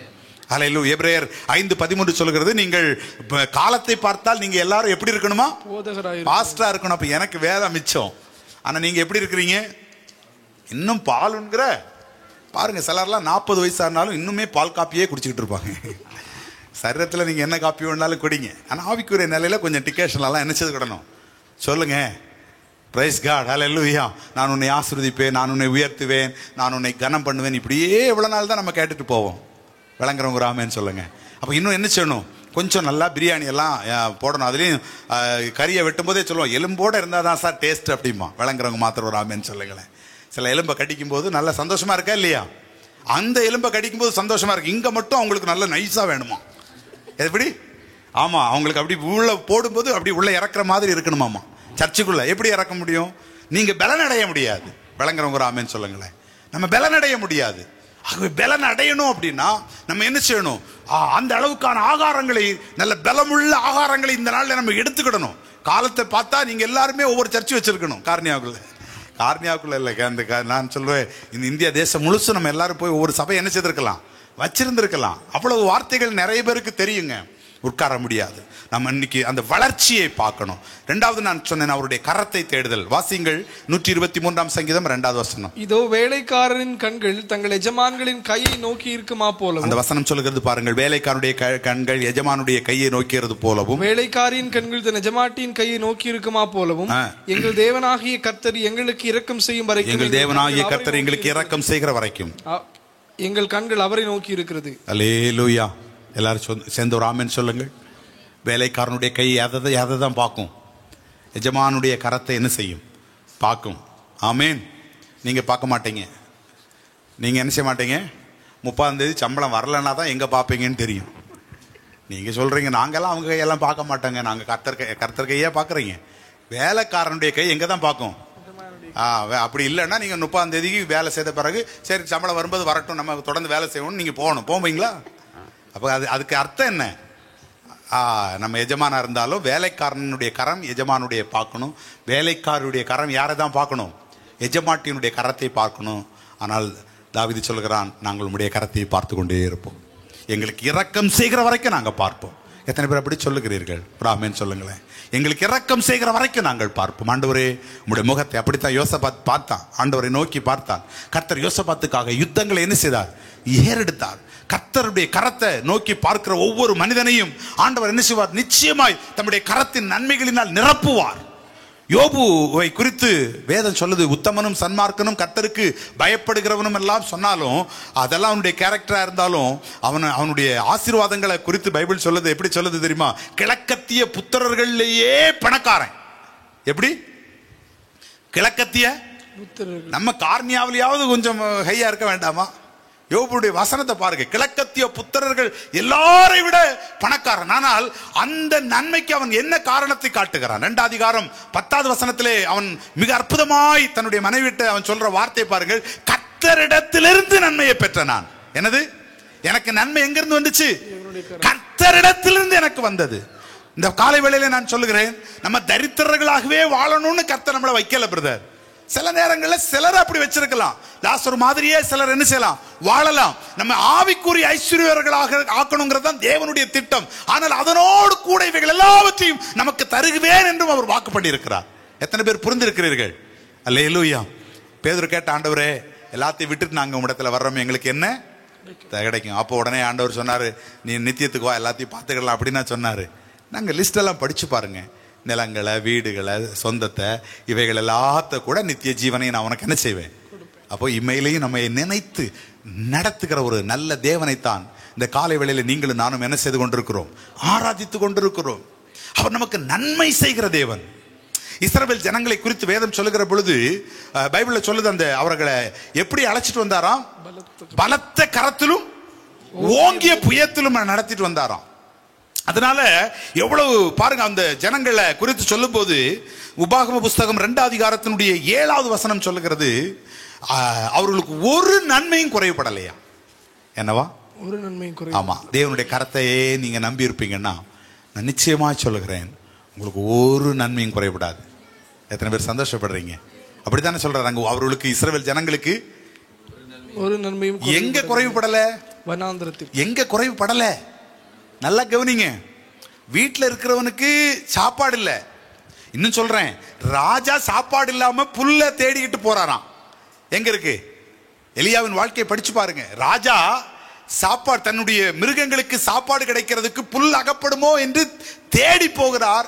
ஆனால் ஒரு மனுஷன் அப்பமும் இறைச்சி சாப்பிட்டுட்டு ஆண்டவர் ஆராதிச்சுட்டு இருக்கிறான். ஆண்டவரால எந்த சூழ்நிலையிலும் உங்களை நடத்த முடியும். அவரை நம்பி இருக்கிற பிள்ளைகளை ஆண்டவர் எந்த வகையிலையும் நடத்துவார். நான் சொல்றேன், இந்த பெரிய வனாந்திரத்திலே நாங்கள் நடந்து வந்தது உண்மை. அந்த வசனம் அப்படித்தான் சொல்கிறது. இந்த பெரிய வனாந்திர வழியாக நாங்கள் நடந்து வந்தோம், எங்களுக்கு ஒரு குறையும் வரல. நான் சொல்றேன், நல்லா நீங்க நினைக்கிறத விட ஹைஃபையா சம்பளம் வாங்குறவனை விட உங்களை மேல என்ன மேல நடத்துறாருன்னு எத்தனை பேருக்கு புரியுது இப்போ? பிரைஸ் காட், அல்லேலூயா. சம்பளம் வாங்குறவனுக்கு சாப்பிட்றதுக்கு நேரம் இருக்கணும், அதுக்கு நேரம் இல்லை. அப்படியே சாப்பிட்டா உடம்புல அதை ஏற்கிறதுக்கு அவனுக்கு பலன் இருக்கணும், அது இல்லை.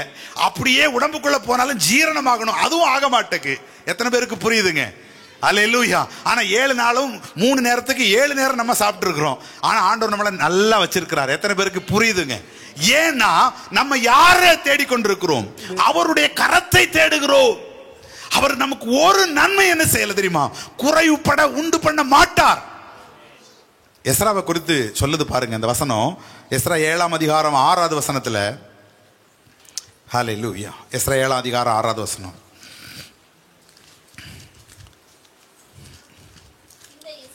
இந்த எஸ்ரா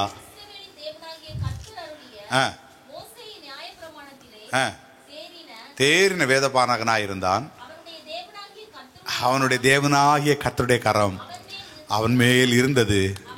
அவன் கேட்டதெல்லாம் கர்த்தருடைய கரத்தை ஒரு மனிதன் மேல் இருந்ததாம். அவன் கேட்டதெல்லாம் அவனுக்கு என்ன செய்ததான்? கிடைத்ததாம். எல்லாரும் ஒரு ஆமென் சொல்லுங்களேன். இந்த கரந்தாங்க இஸ்ரவேல் ஜனங்களை நடத்திச்சு. இந்த கரந்தாங்க இன்னைக்கு உங்களை என்ன செய்துட்டு இருக்கு? நடத்திக்கிட்டு இருக்கு. அவருடைய கரத்தை தான் நாம் என்ன செய்து கொண்டிருக்க வேண்டும், பார்த்து கொண்டு. இது தவறல்ல. எல்லாரும் சேர்ந்து ஒரு ஆமென் சொல்லுங்களேன். இது ஒன்றும் இது நம்ம கேட்க கூடாதல்ல. எல்லா நன்மைகளையும் நமக்கு தருகிறவரை நாம் நோக்கி பார்த்தே வாழ வேண்டும் என்று கர்த்தர் என்ன செய்கிறார்?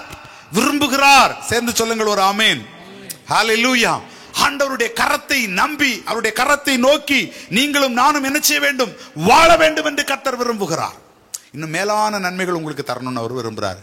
நீங்க சாதாரண நன்மைகளை தான் எதிர்பார்த்து வந்திருக்கலாம். ஒரு சாதாரண ஒரு அற்புதம், ஒரு சாதாரண ஒரு சுகம், ஒரு சாதாரண நன்மை இல்ல.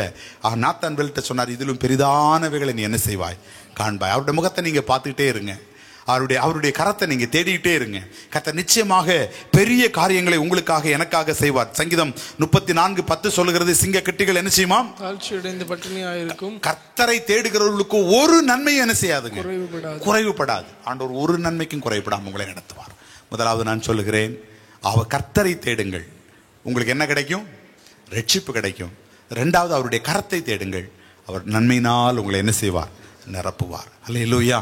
நன்மையும், இன்னும் எனக்கு ரொம்ப சங்கீதக்காரன் சொல்லும்போது ரொம்ப பிடிக்கும், நன்மையும் கிருபையும் என்னை தொடரும். நன்மையும் ஏன் நன்மையும் கிருபையும் தொடரும்? நன்மையை ஒரு மனுஷன் அனுபவிக்கணும்னா அவனுக்கு கிருபை வேணும். என்னது? நன்மையை அனுபவிக்கணும்னா, அதனால தான் சொல்லுவாங்க கை கேட்டுச்சு வாய் கேட்டல அப்படின்னா என்ன அர்த்தம்? அவனுக்கு என்ன இல்லைன்னு அர்த்தம்? கிருபை இல்லைன்னு அர்த்தம். ஒரு ஆமென் சொல்லுங்களேன். நல்ல ட்ரெஸ் அங்க இருக்கு, ஆனா போட முடியலைன்னா அவனுக்கு என்ன இல்லைன்னு அர்த்தம்? கிருபை இல்லைன்னு அர்த்தம். அதனால தான் தாவீது ரொம்ப அற்புதமா சொல்லுவான், நன்மை மட்டுமல்ல நன்மையும் கிருபையும். ஹல்லேலூயா. அதனால அந்த நன்மையை நீங்க சரியா ஆண்டவரிடத்திலிருந்து பெற்றீங்கன்னா, ஆண்டவர் அந்த நன்மையோடு கூட அதை அனுபவிக்கிற உன் கையின் பிரயாசத்தை நீ சாப்பிடுவாய், உனக்கு பாக்கியமும் நன்மையும் உண்டாயிருக்கும். அது ஆண்டவருடைய மகா பெரிய கிருபை. அந்த கிருபையும் சேர்ந்து உங்களுக்கு கொடுப்பார். முதலாவது தேவனை தேடுங்கள். தேவனை தேடினோம், அதனால் ரட்சிக்கப்பட்டோம். அவருடைய கரத்தை தேடினோம், இன்றைக்கு ஏராளமான நன்மைகளை நாம் பெற்றிருக்கிறோம். எல்லாரும் சேர்ந்து ஒரு ஆமென் சொல்லுங்கள். Praise God. வனாந்தரத்தில் நடத்தினார்னா உங்களை என்னை நடத்த மாட்டாரா? எனக்கு இந்த ராகாப்பிடத்தில் சொன்ன வார்த்தை எனக்கு ரொம்ப பிடிக்கும். அந்த ராகாப் வந்து அந்த தூதுவர்களை பார்த்துட்டு ஒரு வார்த்தை சொல்லுவா. ஏன்னா அந்த ஸ்பைக்கு அவங்க உள்ள போய் விசாரிக்கிறாங்க இல்லையா, அப்படி விசாரிக்கும் போது அவங்களை ஏற்றுக்கிட்டு அவங்ககிட்ட ஒரு வார்த்தை சொல்லுவா, உங்கள் நிமித்தம் எங்கள் எல்லாருடைய இருதயமும் கரைந்து போனது. என்னது? ஏங்க இவளுக்கு என்னங்க வனாந்தரத்தில் ஒரு கூட்டம் வந்துட்டு இருக்காங்க, எதுக்காக இவங்க கரைஞ்சாங்க தெரியுமா? அதனுடைய ரியாலிட்டி என்னன்னா, வனாந்தரத்தில் மனிதன் வாழ்கிற இடமே கிடையாது. இப்போ கார்னியாவில் நீங்கள் எல்லாம் சுகமாக இருக்கிறீங்க அப்படின்னு சொன்னால் பரவாயில்ல. ஆனால் நீங்கள் யோசிச்சு பாருங்க, ராஜஸ்தான் பாலைவனத்தில் வந்து நாங்கள் உங்களை விட டாப்பாக இருக்கிறோன்னு சொன்னால் உங்கள் இருதயம் கரைஞ்சிருமா கரையாதா? எத்தனை பேருக்கு புரியுதுங்க? பாலைவனத்துலேருந்து ஒருத்தன் வர்றான், அவன் என்ன சொல்கிறான், நாங்கள் உங்களை விட எல்லாம் நாங்கள் இன்னைக்கு ரொம்ப டாப்பாக டெவலப்பாக இருக்கிறோன்னு சொன்னால் நம்ம இருதயம் ஆட்டோமேட்டிக்காக, ஏன்னா அங்கே தண்ணி கிடையாது, நம்ம எல்லாம் நினைக்கிற மாதிரி வனாந்தரத்தில் எந்த வாய்ப்பும் இல்லை. கிட்டத்தட்ட எத்தனை லட்சம் ஜனம்? 20 லட்சம் ஜனம் உள்ள வனாந்தரத்தில் இருக்கிறாங்க. இவங்களுக்கு வீடு கிடையாது, நமக்கு வீடு இருக்குது, பெட் இருக்குது, அப்புறம் வேற என்ன இருக்குதுங்க, 3 நேரம் நல்ல சாப்பாடு இருக்குது, சம்பளம் இருக்குது. இத்தனையும் இருந்துட்டுமே நம்மளால சமாதானமா இருக்க முடியல. இந்த வனாந்தரத்தில் இருக்கிற இந்த ஜனம் அவங்க எல்லாம் சாப்பிடுறாங்க, சாப்பாட்டுக்கு பிரச்சனை இல்லையா, செருப்பு தேய மாட்டாக்கா, வஸ்திரம் இதாக மாட்டாக்கா, அப்படியே அந்த ஜனங்கள் ஆர்ப்பரிச்சுட்டு வர்றாங்கன்னு நினைச்ச உடனே கரைஞ்சிட்டான். எத்தனை பேருக்கு சந்தோஷமா இருக்கு? ஆண்டவர் தன் ஜனங்களை எப்படி நடத்துகிறார்? வனாந்திரத்திலே வழிகளையும் அவாந்தரத்தில் ஆறுகளும் கற்பாறைகளிலே நீரூற்றுகளையும் உண்டாக்குற தேவன். இன்னைக்கும் சொல்றேன், உங்க வாழ்க்கை ஒரு வேளை வனாந்தரத்தில் இருக்குன்னு நினைக்காதீங்க. அந்த வனாந்தரத்தில் உங்களை வழி நடத்த முடியும் என்பவர் தான் இந்த வனாந்தரத்துக்குள்ள உங்களை கொண்டு வந்தார். அந்த வனாந்தரத்தில் உங்களை வழிநடத்த முடியும் என்பதை அவர் அறிந்ததுனால தான் இந்த வனாந்தரத்துக்கே உங்களை அழைத்து வந்தார். ஆகவே இந்த பெரிய வனாந்தரம் உங்களை பாதிக்காது. அந்த வழிநடத்தினுடைய கரத்தை மாத்திரம் நம்பியிருங்கள். எந்த சூழ்நிலைகளிலும் அவர் உங்களை வழிநடத்துவார். அல்லேலூயா. அவருடைய கரம் உங்களுக்கு நன்மையாக இருக்குமானால் ராஜாக்களுடைய கரங்களில் இருந்து உங்களுக்கு எல்லாவற்றையும் கொடுப்பார். கர்த்தரை தேடுகிற பிள்ளைகளுக்கோ ஒரு நன்மை என்ன செய்யாதுங்க. நான் சொல்றேன், தலைமுறையா தாவீது சொல்ல, நான் இளைஞனா இருந்தேன், முதிர் வயதுள்ளவனுமானேன், நீதிமான் கைவிடப்பட்டதையும் அவனுடைய சந்ததி அப்பத்துக்கு இறந்து தெரிந்ததையும் என் கண்ணு பார்க்கலன்ட்டாரு. எத்தனை பேருக்கு அந்த அனுபவத்தை சொல்ல முடியும்? எத்தனை பேருக்கு சொல்ல முடியும்? பிரைஸ் காட், ஹல்லேலூயா. அவருடைய கரத்தை நம்பியிருங்கள், அவர் உங்களுக்கு நன்மைகளை செய்வார். நான் 3வது காரியத்தை சொல்லுகிறேன், அவருடைய முகத்தை பாருங்கள். என்ன செய்யுங்க? இது எதுக்காக அவருடைய முகத்தை நான் பார்க்கணும்? அவரை அறிவதற்காக. அவரை தேவனை நம்ம என்ன செய்யணும்? இன்னும் அறியணும். எல்லாரும் சேர்ந்து சொல்லுங்க ஒரு ஆமென். பிரைஸ். ரட்சிக்கப்பட்டிருக்கிறோம். இப்ப அவருடைய கரத்தை, இப்ப முதலாவது அவரை தேடி நம்ம ரட்சிக்கப்பட்டுட்டோம். 2வது அவருடைய கரத்தை சார்ந்து நன்மைகளை அனுபவிக்கிறோம். அதோட போதுமா? அவரை நம்ம இன்னும் என்ன செய்யணும்? அறியணும். எத்தனை பேருக்கு ஆசை இருக்கு? உங்க ஆசையை பார்த்தா வேற எதையோ அறியணும் மாதிரி இருக்கு. எல்லாம் வேஸ்ட் பிரதர். நீங்க அறிந்து கொண்டு இருக்கிறதெல்லாம் வேஸ்ட். வேதம் சொல்லுது, உலக ஞானம் எனக்கு எப்படி இருக்கிறதா? பைத்தியமா இருக்கிறதா? இந்த உலகத்துல நம்ம அறிய வேண்டிய பெரிய அறிவு என்ன தெரியுமா? தேவனை அறிவதுதான். அந்த தேவனை நீ அறியணும்னா அவருடைய முகத்தை நீ என்ன செய்து கொண்டே இருக்க வேண்டும்? பார்த்து கொண்டே இருக்க வேண்டும். அவருடைய முகத்தை நீங்கள் பார்த்து கொண்டே இருக்க வேண்டும். அப்படி எந்த ஒரு பிள்ளை தகப்பனுடைய முகத்தை பார்த்து கொண்டிருக்கிறதோ அந்த தகப்பனை அந்த பிள்ளை அறிந்து கொள்ளுகிறாள். எல்லாரும் ஒரு ஆமென் சொல்லுங்களேன். வாசியுங்கள் இப்பொழுது சங்கீதம் 27:8 படியுங்கள் பார்ப்போம். சங்கீதம் 27:8. என் முகத்தை தேடுங்கள் என்று ஆண்டவர் சொல்கிற வார்த்தைக்கு, என் முகத்தை தேடுங்கள் என்று சொன்னீரே, ஆண்டவரே உம்முடைய முகத்தையே தேடுவே கர்த்தாவே என்று என் இருதயம் உம்மிடத்தில் சொல்லிற்று. எல்லாரும் ஒரு ஆமென் சொல்லுங்களேன். ஆமென். என்ன ஒரு வார்த்தை, என் முகத்தை தேடுங்கள் என்று சொன்னீரே, அப்புறம் கர்த்தாவே உம்முடைய முகத்தை தேடுவேன் என்று இருதயம் சொல்லிற்று. எல்லாரும் ஒரு ஆமென் சொல்லுங்கள். ஆமென். இப்படி நான் சொல்லுகிறேன், அவருடைய கரத்தை தேட வைத்தது என்னுடைய தேவை. அவருடைய கரத்தை தேட வைத்தது யாருடைய தேவை? என்னுடைய தேவை. அவருடைய முகத்தை தேட வைத்தது அவருடைய தேவை. எத்தனை பேருக்கு நீங்க புரிந்து கொள்கிறீர்கள்? இப்போ அவருடைய முகத்தை நான் தேடல, என் முகத்தை தேடுங்கள் என்று சொன்னீரே, அப்ப அது யாருடைய தேவை? ஆண்டவருடைய தேவை. இப்ப அவருடைய கரத்தை நான் எதிர்பார்த்து வாழ்வது என்னுடைய தேவை. ஆனால் இப்பொழுது என்ன, என்னுடைய தேவையோடு கூட நான் நின்று விடக்கூடாது. நான் தேவனுடைய தேவையை புரிந்து கொள்கிறவர்களாய் மாற வேண்டும். ஆலயத்துக்குள்ள வந்துட்டோம். இன்னொன்னு சொல்றேன், நம்ம ஆலயத்துக்குள்ள வந்திருக்கிறோம்னா என்னுடைய தேவைகள் தான் என்ன கொண்டு வந்துச்சு. ஆனா இப்பொழுது நான் என்னுடைய தேவைகளை பார்த்து கொண்டு நிற்கவில்லை, மாறாக உம்முடைய தேவையை பார்க்க ஆரம்பித்து விடுகிறேன். ஆமென் சொல்லுங்களேன். ஒரு சுகமும் ஒரு நன்மையும் ஒரு ஆசீர்வாதத்தையும் எதிர்பார்த்து நான் வந்தேன் ஆண்டவரே. இப்பொழுது ஆண்டவர் சொல்கிறார், நீ என் கையே பார்த்துக்கிட்டு இருக்காத, என் முகத்தை நீ பார், நான் உன்னை நடத்துவேன். எத்தனை பேர் சந்தோஷப்படுகிறீர்கள்? என் முகத்தை தேடுங்கள் என்று சொன்னீரே. அவன் தாவீது என்ன சொல்றான் பாருங்க. உடனே அவன் சொல்றான் அடுத்தது, நான் உம்முடைய முகத்தை தேடுவேன் என்றல்ல. அந்த வார்த்தையெல்லாம் கொஞ்சம் அந்த அந்த ABC எல்லாம் கரெக்டா படிச்சிடணும்.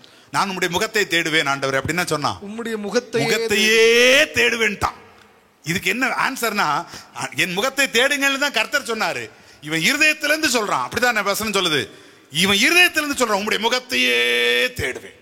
இன்னைக்கு எத்தனை பேருக்கு இந்த ஆண்டவரை ஆராதிக்கும் பொழுது சொல்ல முடியும், ஆண்டவரே உம்முடைய முகத்தை அல்ல, உம்முடைய முகத்தையே தேடுவேன். ஆமென். ஹல்லேலூயா. Praise God.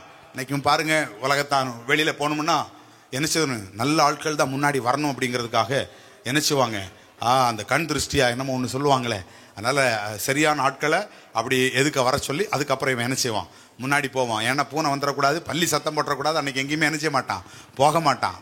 விளங்குறவங்க மாத்திரம் ஒரு ஆமேன்னு சொல்லுங்களேன். யார் முகத்தை எல்லாமும் இன்றைக்கு உலகம் தேடிக்கொண்டிருக்கிறது. ஆனால் தாவீது சங்கீதக்காரன் சொல்கிறான், உம்முடைய முகத்தையே நான் என்ன செய்வேன், தேடுவேன். நன்மைகளை தேடி வந்திருக்கிற நீங்கள், நன்மைகளை எதிர்பார்த்து ஆண்டவரிடத்தில் வந்திருக்கிற நீங்கள், இன்னும் தேவனை அறியும்படியான ஒரு தேடல் உங்களுக்கு வர வேண்டும். பாருங்கள், இயேசு கிறிஸ்துவின் வசனத்தை கேட்க வந்த பொழுது ஆண்டவர் அங்கு அற்புதங்களை செய்தார். 5 அப்பத்தை 2 மீனை எடுத்து 5000 பேருக்கு என்ன செய்தார், கர்த்தர் போஷித்தார். எல்லாரும் ஒரு ஆமென் சொல்லுங்களேன். அப்போ மீதமான துணிக்கையிலும் அங்க எடுக்கப்பட்டாச்சு. திரும்பவும் ஆண்டவர் இடத்துல வர்றாங்க. பஸ் ஏறி ட்ரெயின் பிடிச்சு அன்னைக்கு பாத்தீங்கன்னா அப்படிதான் இருக்குது. அங்க இருந்து பயங்கரமான கூட்டம். அப்போ அவங்க மறுபடியும் எதை தேடிதான் வந்தார்கள், அப்பத்தை தேடிதான் வந்தார்கள். ஆனா அவர்களுக்கு ஆண்டவர் என்ன சொன்னார், நீ இந்த அப்பத்தை தேடி வராத, உனக்கு நான் ஜீவ அப்பத்தை கொடுக்கிறேன், அதை தேடி வான்னு உடனே எல்லாம் போயிட்டான். எத்தனை பேருக்கு புரியுதுங்க?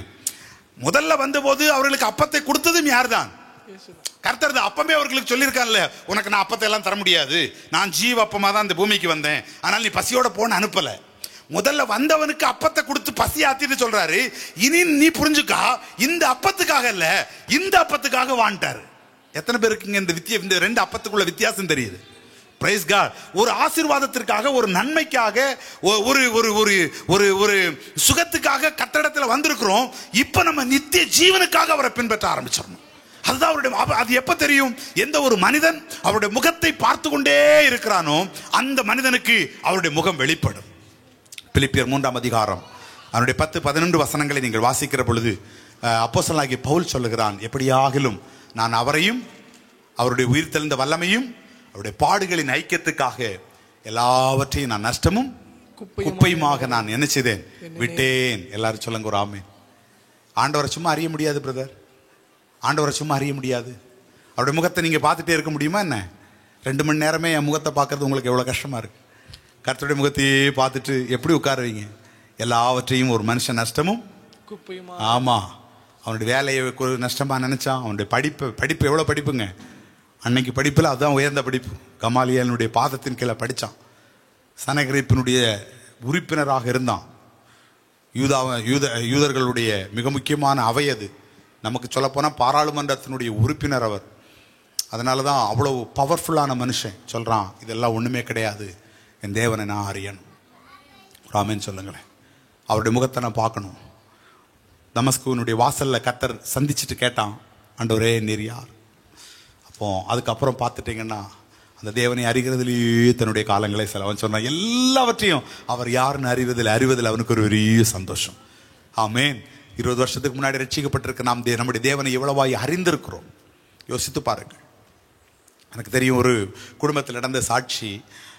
ஒரு அம்மா பார்த்தீங்கன்னா தன்னுடைய ஒரே மகன் நல்லா வளர்த்தி ஆளாக்கி வெளிநாட்டுக்கெல்லாம் அனுப்பியாச்சு. அப்பா இறந்துட்டாங்க, அம்மா மட்டும்தான். ஆனால் வெளிநாட்டுக்கு போனால் அந்த மகன் அம்மாவை பார்க்க வரல. ஆனால் பணத்தை அனுப்பி கொடுத்துக்கிட்டு நீ நல்லா இருமான்னு சொல்கிறேன். அம்மா மட்டும்தானே ஊரில் இருக்க, அங்கே போய் பார்த்துட்டு என்னதுக்குன்னு அவன் வெளியில் போய் கல்யாணம் பண்ணி அங்கே செட்டில் ஆகிட்டான். காலங்கள் கடந்து போச்சு, வருஷங்களே உருண்டோடிடுச்சு. பல வருஷங்கள் தாயை பார்க்கவே இல்லை அவன். ஆனால் கடந்து பல வருடங்களுக்கு பிறகு திரும்ப தன் வீட்டுக்கு வந்தான். அவன் தாயை பார்க்குறான். அந்த தாய் மெலிந்து தொலிந்து ரொம்ப உருந்து போயிருக்கான். அவனுக்கு ரொம்ப கவலை. அம்மா கிட்ட கேட்டான், ஏம்மா நீ இப்படி இருக்கிற?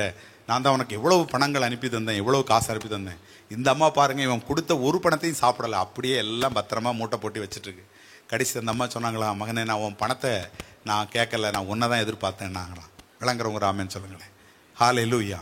ஆண்டோடைய முகத்தை பார்க்கும்போது தான் அவருடைய விருப்பம் உங்களுக்கு தெரியும். ஆண்டோடைய முகத்தை பார்க்கும்போது தான் அவருடைய தேவை உங்களுக்கு தெரியும். இன்னைக்கு நீங்கள் நினைக்கலாம், நான் ஒரு காணிக்கை போட்டு போகிறேன் பிரதர், பிரைஸ் கார்டு, நான் சர்ச்சுக்கு பெரிய மூப்பராக இருக்கிறேன், நான் வேலை செய்கிறேன், ஆராதனை நடத்திட்டு போகிறேன். இல்லை பிரதர், அவருடைய முகத்தை நம்ம பார்க்கணும். எல்லாரும் ஒரு ஆமென் சொல்லுங்களேன். இன்னுமாய் நம்ம என்ன சொன்ன அவரை அறிந்து கொள்ளணும். இப்பொழுது இருக்கிற இந்த அறிவு நமக்கு பத்தாது. Price God, hallelujah. நீங்கள் பழைய ஏற்பாட்டில் ஆசரிப்பு கூடாரம் என்ற ஒன்று இருக்கும் இல்லையா? ஆசரிப்பு தெரியுமா? அந்த கூடாரத்தை, அந்த கூடாரத்துக்கு எத்தனை வாசல் சொல்லுங்க? பின்னாடி இருக்கிறவங்க மட்டும் சொல்லுங்க. கூடாரத்துக்கு எத்தனை வாசல்? 12 சொல்லுங்க. ஆசரிப்பு கூடாரத்துக்கு எத்தனை வாசல்? பாருங்க, கூடாரமே தெரியாம நம்ம உட்கார்ந்துக்கிட்டு இருக்கிறோம். நிழலே தெரியல, அப்ப எப்படி பொருளுக்குள்ள வந்திருப்போம்?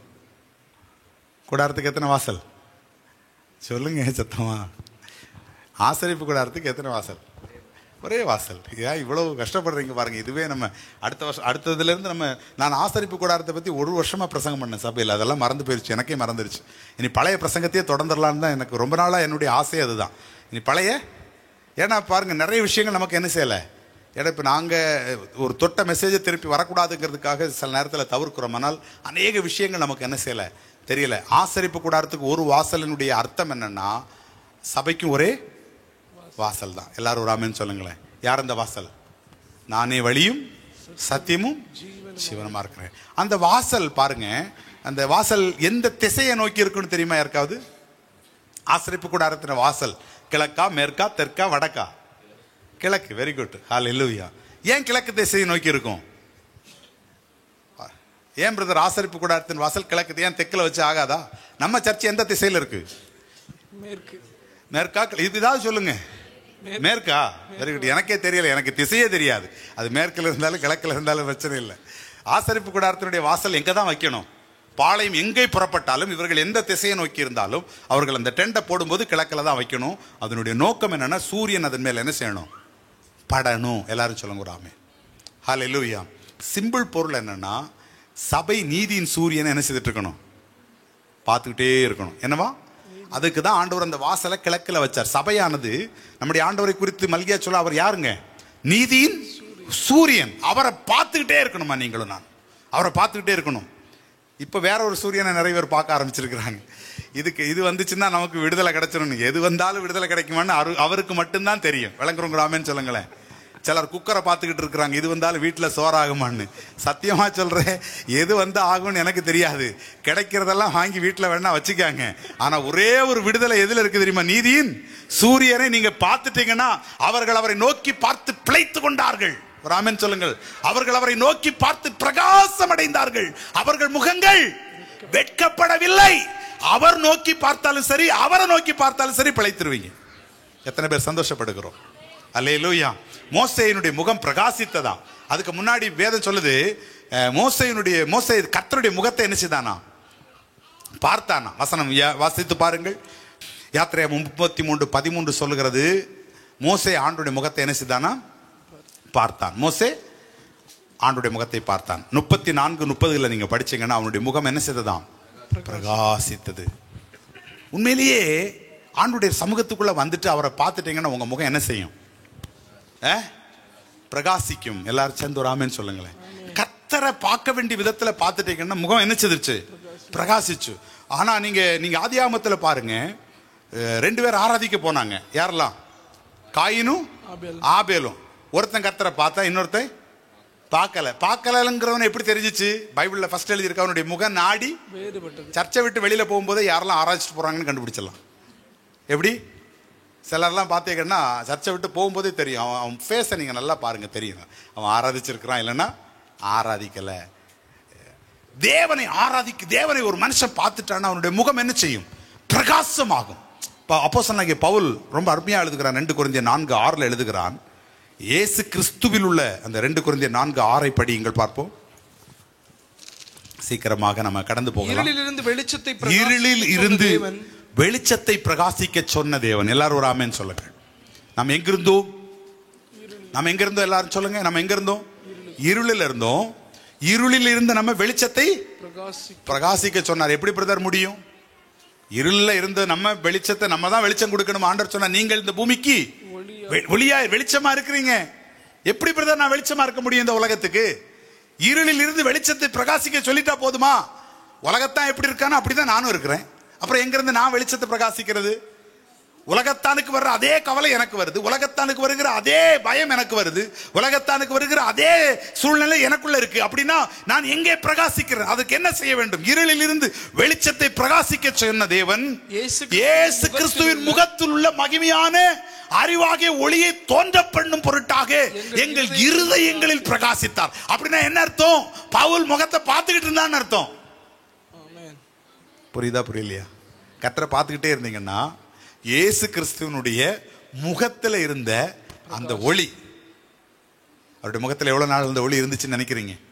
நான் நிச்சயமா நம்புறேன், காரி துப்புற பொழுதும் அந்த முகத்தில் அந்த ஒளி மாறல. ஒரு ஆமென் சொல்லுங்களேன். ஹல்லேலூயா. அவருடைய தாடிகளை பிடித்து இழுத்த பொழுதும் அவருடைய முகத்தில் உள்ள ஒளி என்ன செய்யல? மாறல. அதனாலதான் அவரால் சொல்ல முடிந்தது, இவர்கள் செய்கிறது இன்னதென்று அறியாதிருக்கிறார்கள். அவருடைய முகத்தின் ஒளி என்ன செய்திருச்சா? அப்படியே நிக்க காரணம் என்ன தெரியுமா? ஆண்டவர் சொல்றார், அந்த மகிமையின் ஒளியே உனக்கு வேணும்னு நீ நினைக்கிறையா? அப்படி நீ வாழணும்னு விரும்புகிறையா? ஹல்லேலூயா. அப்படி உன் வாழ்க்கையில நீ ஜீவிக்க வேண்டும் என்று விரும்புகிறாயா? என்னுடைய முகத்தையே பார்த்து கொண்டிரு. எந்த ஒரு தேவனுடைய பிள்ளை அவருடைய முகத்தையே பார்த்து கொண்டிருக்கிறாரோ அந்த தேவனுடைய பிள்ளை என்ன செய்வார் தெரியுமா? அவருடைய மகிமையின் ஒளியாகிய அந்த ஒளி அவருடைய இருதயங்களில் பிரகாசிக்க ஆரம்பிக்கும். அப்பொழுது இந்த பூமிக்கு நீங்கள் வெளிச்சமாக மாற ஆரம்பித்து விடுவீர்கள். ஆமென் சொல்லுங்க. ஹல்லேலூயா. நான்காவது காரியம், அவருடைய இருதயத்தை பாருங்கள். முதலாவது எதை பார்த்தோம்? தேவனை பார்த்தோம், ரட்சிக்கப்பட்டோம். தேவனுடைய கரத்தை பார்த்தோம், நன்மைகளை அனுபவித்தோம். அவருடைய முகத்தை பார்த்தோம், அவரை அறிந்து கொண்டோம். இப்பொழுது அவருடைய இருதயத்தை பார்த்தோம், அவருடைய சித்தம் செய்கிறோம். இப்ப இருதயத்தை பார்த்த பிறகு அடுத்த வேலை என்னதான்? காட்ஸ் வில் தான். தேவனுடைய சித்தத்தை நாம் செய்கிறவளாய் மாறுகிறோம்.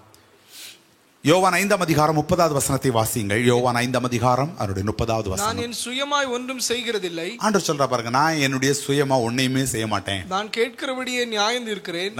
எனக்கு சித்தமானதை நான் தேடாமல் என்னை அனுப்பின பிதாவுக்கு சித்தமானதையே நான் தேடுகிறேன். தேவன் எதை தேடுகிறார்? பிதாவினுடைய இருதயம். இப்படி சொல்லுகிறேன், பிதாவினுடைய சித்தம். நீங்கள் எதை தேடுகிறீர்கள்? தேவனுடைய இருதயத்தை நம்ம பார்த்துட்டோம்னு சொல்றோம். இப்ப சொல்றேன், நான் என் சுயமா எதையுமே என்ன செய்ய மாட்டேன். நான் சுயமா எதையுமே செய்ய போறதில்ல. எனக்கு இப்ப புரிஞ்சிருச்சு, என்னுடைய பிதாவினுடைய சித்தம் எனக்கு புரிஞ்சிச்சு. அதைத்தான் நான் தேடிக்கிட்டு இருக்கிறேன். தேவனை ஆராதிக்கிற சபையே, நீங்கள் முதலாவது ஒவ்வொரு படிகளை கடந்து வந்துடணும். இப்ப அடுத்த லெவல் என்னன்னா, இப்ப நீங்க பாஸ்ட் யாருன்னு தெரிஞ்சிட்டீங்க. இப்ப அவருடைய இருதயத்தில் என்ன இருக்குன்னு தெரிஞ்சிட்டீங்க. இப்ப அவருடைய சித்தம் செய்கிறவர்களாக நீங்க மாறிடணும். எத்தனை பேருக்கு புரியுதுங்க? தேவ சித்தம் செய்வதற்கு உங்களை நீங்கள் அர்ப்பணிக்க வேண்டும். இயேசு கிறிஸ்து சொல்லுகிறார், நான் எனக்கு பிரியமானதை செய்கிறத நான் விட்டுட்டு என் பிதாவின் சித்தத்தையே நான் என்ன செய்கிறேன்? தேடுகிறேன். இது எப்படி இந்த தேடல் நடந்துச்சுன்னா, பிதாவினுடைய இருதயத்தில் என்ன இருக்குங்கிறத இயேசு கண்டுபிடிக்கிறார். பிதாவினுடைய இருதயத்தில் என்ன இருந்துச்சு சொல்லுங்க பாப்போம். பிதாவினுடைய இருதயத்தில் என்ன இருந்தது? வேதம் சொல்றது, தன் குமாரனை நொறுக்க. ஏசாயா 53 53:10 வாசிமா. கர்த்தரோ அவரை நொறுக்க சித்தமாகி. நல்ல கவனிங்க, கர்த்தரோ அவரை நொறுக்க சித்தமாகி. இப்ப நல்ல கவனிங்க, இயேசு கிறிஸ்துவுக்கு விருப்பம் என்ன? பிதாவின் சித்தத்தை தேடினார். பிதாவுக்கு என்ன விருப்பம்? இவரை நொறுக்கிறது. எவ்வளவு பேருக்கு புரியுது? எந்த அப்பனாவது பிள்ளைய சும்மா அடிப்பானா? அடிக்கிறேன்னா அப்பனுக்கு பைத்தியம்னு அர்த்தம். விளங்குறவங்க ஆமென் சொல்லுங்களேன். இன்னைக்கு நான் என்னுடைய பலத்தை பார்க்கட்டும்னு எந்த தகப்பனும் தன் பிள்ளைகளை என்ன செய்கிறது இல்லை, அடிக்கிறது கிடையாது. இப்ப பிதா சொல்றாரு, எனக்கு என்னுடைய விருப்பம் என்ன? இவரை நொறுக்க சித்தமாகி. இந்த சித்தத்தை இப்ப குமாரன் சொல்றாரு, அதை தேடுவதுதான் என்னுடைய விருப்பம் அப்படின்ட்டார். அதுதாங்க அவருக்கு என்ன விருப்பமோ இப்ப தன்னுடைய விருப்பமா மாறுது. பிதாவுக்கு ஏன் அப்படி ஒரு விருப்பம் வந்துச்சு? அவரை நொறுக்க சுத்தமாகி அவரை பாடுகளுக்கு உட்படுத்தினார். அவருடைய ஆத்மா தன்னை குற்ற நிவாரண பலியாக ஒப்பு கொடுக்கும் பொழுது அவர் தமது சந்ததியை கண்டாராம். தன்னுடைய சந்ததியை கண்டார். யார் அந்த சந்ததி? சொல்லுங்க சத்தமா, யார் அந்த சந்ததி? தன்னுடைய குமாரனை நொறுக்கிறதுக்கு கொடுக்கும் பொழுது அந்த சிலுவையில உங்களை என்னையும் பார்த்துட்டாராம். ஆமீன். அப்படி நொறுக்குவதன் மூலமா அங்க ஒரு பிள்ளை எனக்காக பிறப்பான். ஆமீன். அங்க ஒரு குமாரன் எனக்கு பிறப்பான். அங்க என்ன செய்வாங்க, எனக்கு ஒரு பிள்ளை கிடைக்கும் அப்படின்னு நினைச்சு தன்னுடைய குமாரனை நொறுக்கிறதுக்கு விரும்பினாராம். ஒரு ஆமென் சொல்லுங்களேன். இதை இயேசு கிறிஸ்து எப்படி இங்க ஏற்றுக்கிட முடிஞ்சிச்சு? நீங்க யோசிச்சு பாருங்க பார்ப்போம். என்ன நொறுக்கணும்னு எங்க அப்பா நினைக்கிறார், ஓகே. அவருடைய சித்தத்தை நான் எப்படி விரும்பினேன்னு தெரியுமா? அந்த உள் ஹார்ட்ல, பிதாவுடைய ஹார்ட்ல என்ன இருக்குங்கிறத நான் நினைக்கிறேன். இந்த நொறுக்கிறதுக்கு முன்னாடி இந்த இயேசு கிறிஸ்து எங்க இருந்தார் தெரியுமா? நொறுக்கிறதுக்கு முன்னாடி இயேசு கிறிஸ்து எங்க இருந்தார்? பிதாவினுடைய மடியில. எங்க இருக்கு வசனம்? யோவான் 1. இப்ப பாருங்க, நீங்க உங்க பிதாவினுடைய மடியில எவ்வளவு வயசு வரைக்கும் இருப்பீங்க? ஒரு 5 10 வயசு. இப்போ ஒரு கடவுள் நம்ம பேசுறோம், ஆனா இங்க லிட்டரலி எழுதப்பட்டிருக்கிற வசனத்தை கொஞ்சம் மனசுல வச்சுக்காங்க. இப்போ ஒரு தேவன் இப்போ பிதாவினுடைய மடியில உட்கார்ந்தாருன்னா அதுக்கு பொருள் என்ன அர்த்தம்? அவ்வளவு அன்பா இருக்கிறார்னு அர்த்தம்.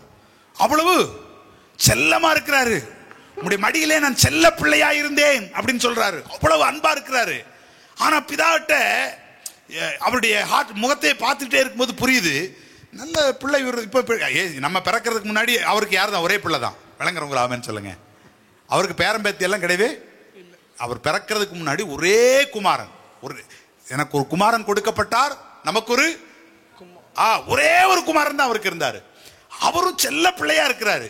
இப்ப இந்த செல்ல பிள்ளை அவருடைய முகத்தை பார்த்துக்கிட்டே இருக்கும்போது புரிஞ்சிருச்சு, அவருக்குள்ள ஏதோ ஒரு தாக்கம் இருக்கு, இன்னொரு வருத்தம் இருக்கு, இது ஏதோ ஒரு வேதனை இருக்கு. நான் இப்படி யோசிக்கிறேன்.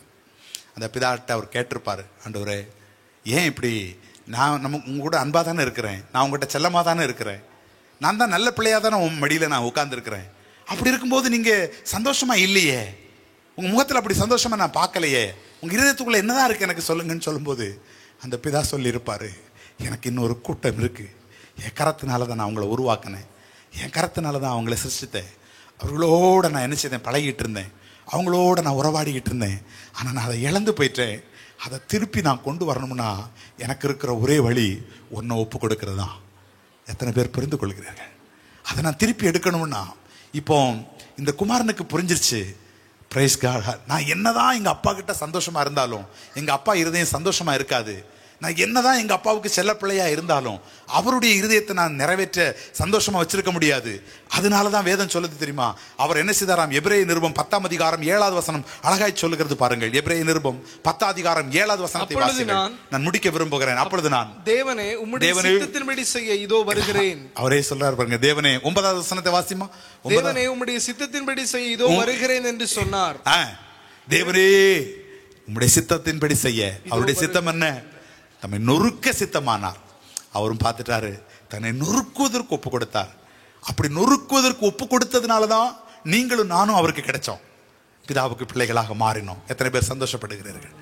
எந்த ஒரு தேவனுடைய பிள்ளை அப்ப பாருங்க, இயேசு கிறிஸ்து பிதாவுடைய சித்தத்திற்காக எப்படி புரிந்து கொண்டாரோ அது மாதிரி தேவனுடைய இருதயத்தை நீங்க புரிந்து கொள்ளுகிற பொழுது நீங்க உங்களை நொறுக்கிறதுக்கு ஆண்டவருக்கு விட்டு கொடுக்கணும்.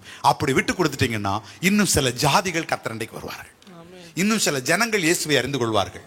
நான் ஒன்ன மட்டும் சொல்றேன், நம்ம எல்லாம் மெழுகுதிரி மாதிரி நீங்க எரிந்து யோவான் எரிந்து நீங்க பிரகாசிக்கணும்னு நினைச்சா நீங்க எரிஞ்சுதான் ஆகணும். நீங்க வந்து ஒரு விலை கிரயத்தை கொடுக்காம நான் சொல்கிறேன் ஜாதிகளை கொண்டு வரவே முடியாது. தேவனுடைய இருதயத்தை நீங்க புரிந்து கொள்ளணும். தேவனுடைய இருதயம் என்னைக்கு தேவனுடைய இருதயம் என்ன சொல்லுது? ஒரு மனுஷனும் நினைச்சிடக்கூடாது. மத்தியில வாசிக்கிறோம், ஒரு மனிதனும் நினைச்சது கெட்டு போவது எனக்கு விருப்பம் இல்லை. எத்தனை பேர் நாளுக்கு நாள் மரிக்கிறார்கள், ஒவ்வொரு மணி வேளையிலும் எத்தனை பேர் மரிக்கிறாங்க. யோசித்து பாருங்க. ஆண்டவர் நம்ம இடத்துல கணக்கு கேட்க மாட்டாரா? யோசித்து, நம்முடைய பட்டணத்தில் எத்தனை பேர் ஆண்டவர் இல்லாமல் மரிக்கிறார்கள். இந்த கோவிட் மட்டும் 10 கோடி பேரை இந்த தேசத்தில் கொண்டு போயிருச்சு. எத்தனை பேர் அதில் ரட்சிக்கப்பட்டிருக்கிறாங்க? யார் இதற்கு உத்தரவாதி? யார் இதற்கு பதில் சொல்லுவார்? ஹல்லேலூயா.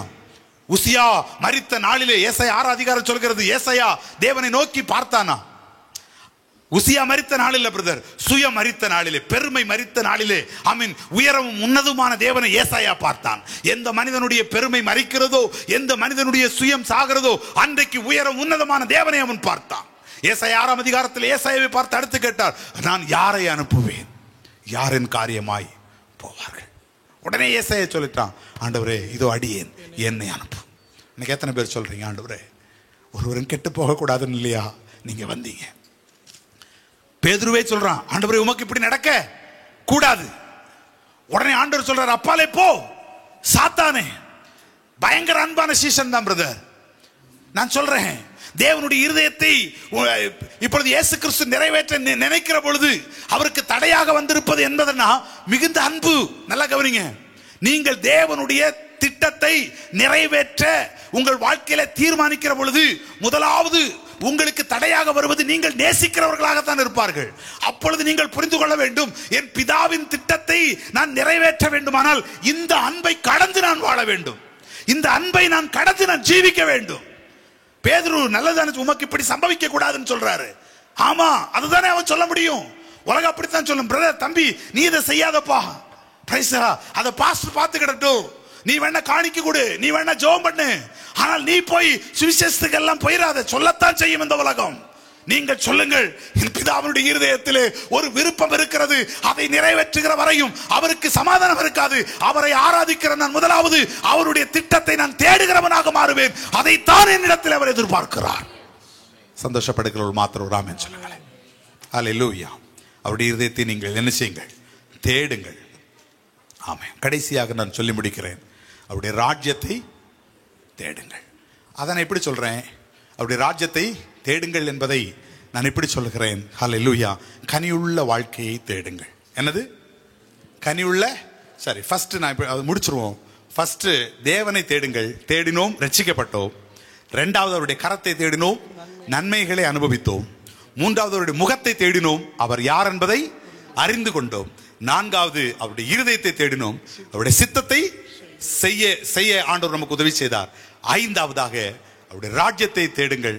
நான் சொல்லுகிறேன், ஹல்லேலூயா, அவருடைய ராஜ்யத்தை கனியுள்ள வாழ்க்கை மூலமாக. எல்லாரும் ஒரு ஆமென் சொல்லுங்க. தேவனுடைய ராஜ்யத்துக்கு போகணும்னா என்னதான் வேணும்? ஒரு கனியுள்ள ஒரு வாழ்க்கை உங்களிடத்திலே என்னிடத்திலே வேண்டும். எல்லாரும் ஒரு ஆமென் சொல்லுங்களேன்.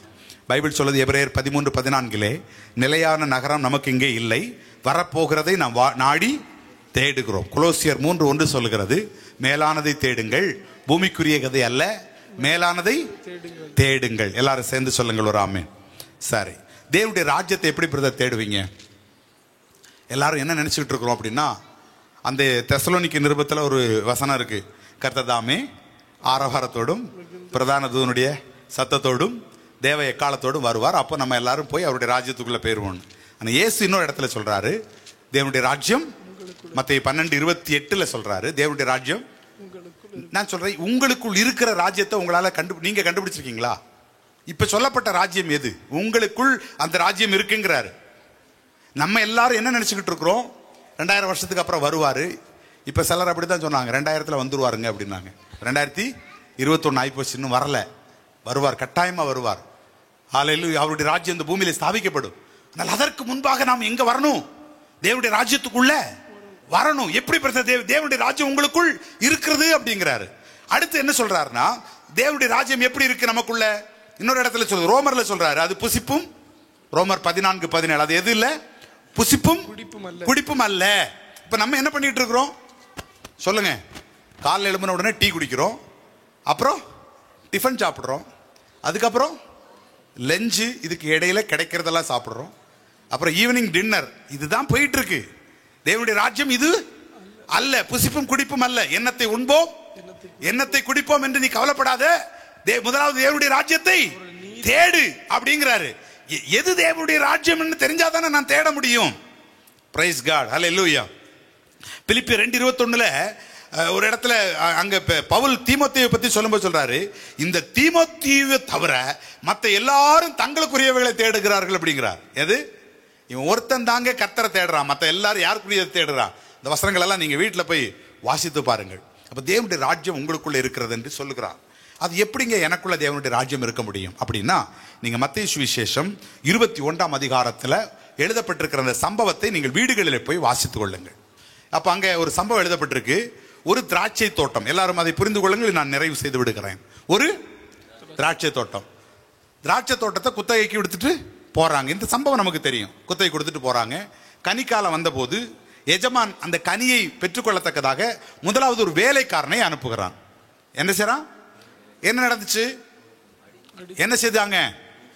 அதுதான் நியாயப்பிரமாணம். கொண்டுட்டான். விளங்குறவங்க ஆமென் சொல்லுங்க. நியாயப்பிரமாணத்தை கொண்டாச்சு. அடுத்து பார்த்தாரு, இன்னொரு வேலைக்காரனை என்ன செய்தாங்க? அனுப்புனாங்க. அதுதான் தீர்க்கதரிசி. அவர்களையும் கொலை செய்துட்டாங்க. விளங்குறவங்க ஆமென் சொல்லுங்களேன். ஹல்லேலூயா. நியாயப்பிரமாணத்தையும் கொண்டாச்சு, தீர்க்கதரிசியும் கொண்டாச்சு. மூணாவது அனுப்புறாரு, என்னுடைய அந்த கனியை கொடுன்னு. அது யாருங்க? சொந்த குமாரன். சொந்த குமாரனை என்ன செஞ்சுட்டாங்க? கொன்னுட்டாங்க. இப்ப பிதா என்ன செய்வாரு? சரி அவனே வச்சுட்டு தோட்டத்தை வச்சுட்டு போட்டுவோம் அப்படின்னா சொன்னாரு. இல்ல, உடனே என்ன பண்ணாரு? அந்த வசனத்தை டக்கு டக்குன்னு வாசிமா. அதற்கு அவர்கள் அந்த கொடியவரை ஏற்ற காலத்துல வேரை தோட்டக்காரருக்கு குத்தகையா கொடுத்துட்டாரு. இந்த சம்பவத்தை விட்டுருங்க. இந்த சம்பவத்தை இதுல இருந்து நமக்கு ஒரு செய்தியை கொடுக்கிறாரு. என்ன செய்தின்னா 43 அந்த செய்தி, அதுதான் முக்கியமான செய்தி. ஆகையால், நல்லா கவனிச்சுக்கங்க. ஆகையால் தேவனுடைய ராஜ்யம், நல்லா கவனி, இங்கதான் ஆண்டவருடைய ராஜ்யத்தை பத்தி பேசுறாரு. நான் இப்ப தேவனுடைய ராஜ்யத்தை குறித்து தான் உங்களோட பேசிட்டு இருக்கிறேன். நீங்கள் எப்படி தேவனுடைய ராஜ்யத்துக்குள் இருக்கிறீர்கள் என்பதை இன்றைக்கு உறுதி செய்யலாம். இல்லாவிட்டால் தேவனுடைய ராஜ்யத்துக்குள்ள இன்னைக்கு வந்துடலாம். இந்த ராஜ்யத்துக்குள்ள இருக்கிறவனுக்கு மட்டும்தான் அந்த ராஜ்யம். இல்லாட்டா வெட்கப்பட்டு போயிருவீங்க. இந்த ராஜ்யத்துக்குள்ளேயே இன்னைக்கு நீங்க வர முடியலன்னா நீங்க அந்த ராஜ்யத்துக்காக எதிர்பார்த்து என்ன பிரயோஜனம்? ஆகையால் தேவனுடைய ராஜ்யம் உங்களிடத்திலிருந்து நீக்கப்பட்டு அதற்கு ஏற்ற கனிகளை தருகிற ஜனங்கள் கரத்தில் கொடுக்கப்படும். கேட்கிற வசனம் ஆமென். ஏற்ற பலன் உங்களுக்குள்ள வருதுன்னா நீங்க எங்க இருக்கிறீங்கன்னு அர்த்தம்? தேவனுடைய ராஜ்யத்துக்குள்ள இருக்கிறீங்கன்னு அர்த்தம். கனிகள் கொடுக்கறவுள்ள நீங்க இருக்கிறீங்கன்னா எங்க இருக்கிற வந்துட்டீங்கன்னு அர்த்தம். இல்ல இந்த காது கேட்டு இந்த காது விட்டுட்டுன்னா நாம கனியற்ற, அதனால கனியற்ற அந்தகார கிரியைகளுக்கு நீங்கள் என்ன செய்யக்கூடாது? உடன்படக்கூடாது. அப்ப நமக்குள்ள என்ன உண்டாகணும்? கனி உண்டாகணும். அப்படி இல்லைன்னா தேவனுடைய ராஜ்யம் என்ன செய்யப்படும்? உங்களில் இருந்து. அதே மத்தேயுல படிச்சீங்கன்னா உங்களுக்கு முன்பாக ஆயக்காரர்களும் வேசிகளும் முன்னாடி போயிருவாங்களாம். ஏன்? அவர்களுக்கு அந்த மனம் திரும்புதல், மன்னித்துக் கொள்ளுங்கள், அவர்களுக்கு அந்த மனம் திரும்புதல் உண்டாகும். அவர்கள் கனிவுள்ள வாழ்க்கைக்கு வருவாங்க. சத்தியத்தை கேட்டு பெயரக்கூடாது. தேவ ராஜ்யம் இன்னைக்கு நான் யோசித்து பார்ப்பேன். கடந்த காலங்கள் எல்லாம் ஆண்டவருக்கா வல்லமையா வாழ்ந்தவங்க இன்னைக்கு ரொம்ப சர்வ சாதாரணமா அவங்க சபையை தவிர்த்துறாங்க. ரொம்ப சர்வ சாதாரணமா ஆவிக்குரிய காரியங்களை புறந்தள்ளி விடுகிறார்கள். ஒரு காலத்துல ஒரு பொய் சொல்றதுக்கு பயப்படுறவன் இன்னைக்கு பொய்ய துரிதமா பேசுறான். ஒரு காலத்துல சத்தியத்துக்கு நடுங்குறவனுக்கு இன்னைக்கு சத்தியத்தின் மேல பயம் இல்லை. காரணம் என்ன தெரியுமா? அவர்கள் கேட்டதற்கு ஏற்ற கனிகளை கொடாதபடினால் தேவனுடைய ராஜ்யம் அவர்களை விட்டு என்ன செய்திருச்சுங்க? நீக்கப்பட்டு போயிடுச்சுங்க. ஆண்டவர் நீக்கி விடுவார், தேவனுடைய ராஜ்யத்தை எடுத்து விடுவார். நான் சொல்றேன், இப்பமே அவன் கனி கொடுக்க முடியலன்னா தேவனுடைய ராஜ்யம் நீக்கப்பட்டாச்சு. இப்ப இவன் எப்படி பரலோகத்தின் தேவன் வரும்போது போவான்? அதனாலதான் சொன்னாரு, கனி கொடாத மரத்தின் சுவட்டில் நான் என்ன செய்துட்டேன்? கோடாரிய வச்சுட்டேன் அப்படின்னு சொல்ல காரணம் அதுதான். இன்னைக்கு நான் 5 காரியங்கள் தான் உங்க மனதில் நிற்கும் என்று நான் நம்புகிறேன். தேவனை தேடினதன் மூலமாய் இரட்சிக்கப்பட்டோம். அவருடைய கரத்தை பார்ப்பதன் மூலமாய் நன்மைகளை பெற்றுக்கொண்டோம். அவருடைய முகத்தை பார்ப்பதன் மூலமாய் அவரை நாம் அறிந்து கொண்டோம். அவருடைய இருதயத்தை பார்ப்பதன் மூலமாய் அவருடைய சித்தம் செய்கிறோம். அவருடைய ராஜ்யத்தை தேடுகிறது மூலமாய் கனியுள்ள வாழ்க்கை வாழ்ந்து கொண்டிருக்கிறோம். எல்லாரும் சொல்லுங்களேன், தொடர்ந்து தேடுங்கள், ஆண்டவர் நித்திய ஜீவனை உங்களுக்கு கொடுப்பார். எல்லாரும் எழும்பி நிற்போம், நாம் ஜெபிக்க போகிறோம். ஹல்லேலூயா. ஈ மைனர் கொடுத்து தேங்க்யூ ஜீசஸ். கர்த்தரை தேடுகிறவர்களா நீங்கள்? இன்னைக்கு ஒரு தேடல் உங்களுக்குள்ள வரட்டும். ஆண்டவரே, எந்த தேடல்? எல்லா தேடலும் நமக்கு உண்டு. நீங்க அவரை தேடிக்கிட்டே இருந்தீங்கன்னா அந்த ரட்சிப்பு இறுதி வரை நிலை நிற்கிறவனே ரட்சிக்கப்படுவான் என்றால் கடைசி மூச்சு வரை கர்த்தரை நாம் தேடணும். அப்பதான் அந்த ரட்சிப்பை நாம் பிடிக்கணும். வேற எதையும் நீங்க தேடாதீங்க. இந்த காலை நேரத்துல வேற யாரையும் தேடாதீங்க, கர்த்தரை மாத்திரம் தேடுங்கள். கர்த்தரை கண்டடையத்தக்க சமயத்தில் அவரை தேடுங்கள். அவர் சமீபமாயிருக்கும் போது அவரை நோக்கி பாருங்கள். இப்பதான் அவர் உங்களுக்கு பக்கத்துல இருக்கிறாருமா, உங்க பக்கத்துல இருக்கிறார். பதர் விட்டுறாதீங்க. ஒருவேளை ஏதாவது நன்மைகளை எதிர்பார்த்து வந்திருக்கிறீர்களோ, அந்த நன்மைகள் உங்க ஆவிக்குரிய வளர்ச்சிக்கு தகுந்த மாதிரி இருக்கணும். அவ்வளவுதான். நீங்க குழந்தையா இருக்கும் பொழுது நீங்க எதிர்பார்க்கிற சரீர நன்மைகளை கொடுப்பார். ஆனா நீங்க வளர்ந்து வரும் பொழுது அது இன்னும் பெரிய தேடலா மாறணும். ஆண்டவரே, என்ன செய்ய சித்தமா இருக்கிறேன். எலிசா கேட்டா, அவனுடைய ஆவியின் வர எனக்கு 2 மடங்கு வேணும். எலிசா கிட்ட சொன்னார், நீ என்ன நான் எடுக்கப்படும் போது என்னை பார்த்தனா கிடைக்கும். அந்த சாலை பிடிச்சுக்கிட்டான். நம்மளும் பிடிச்சுக்கிட வேணும். அவருடைய முகத்தை பாருங்கள்.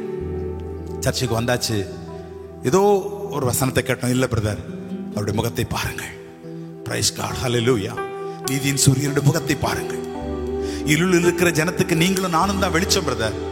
கிறிஸ்துவினுடைய அறிவாகிய ஒளி உங்கள் இருதயங்களுக்குள்ள, என்னுடைய இருதயங்களுக்குள்ளே பிரகாசிக்கவில்லை என்றால் இந்த உலகத்தின் இருளை யார் மாற்ற முடியும்?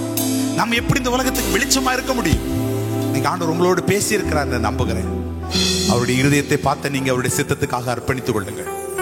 பிதாவின் இருதயத்தை பார்த்த குமாரன் வேதம் சொல்லுது, அவர் தன்னைத்தான் வெறுத்து அடிமையின் ரூபம் எடுத்து அவர் இறங்கி வந்து விட்டார். இதோ என்னை அனுப்புங்க, நான் வருகிறேன். என் பிதாவுக்கு அதுதான் மகிமைன்னா நான் என்னை உடைக்க அர்ப்பணிக்கிறேன்.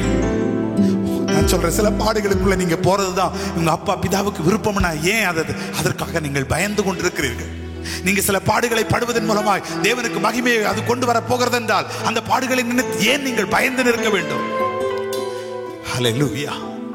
நீ இன்ன விதமான மரணத்தினால் என்னை மகிமைப்படுத்த போகிறாய் என்பதை ஆமென் எப்பொழுது பேதுரு கண்டு கொண்டானோ அப்பொழுதே சொன்னான், இந்த சிலுவை எனக்கு ஒன்றுமில்லை, அந்த சிலுவையில என்னை தலைகளை அறையுங்கள் என்று அந்த சிலுவைக்காய் தன்னை அர்ப்பணித்து கொடுத்தானே.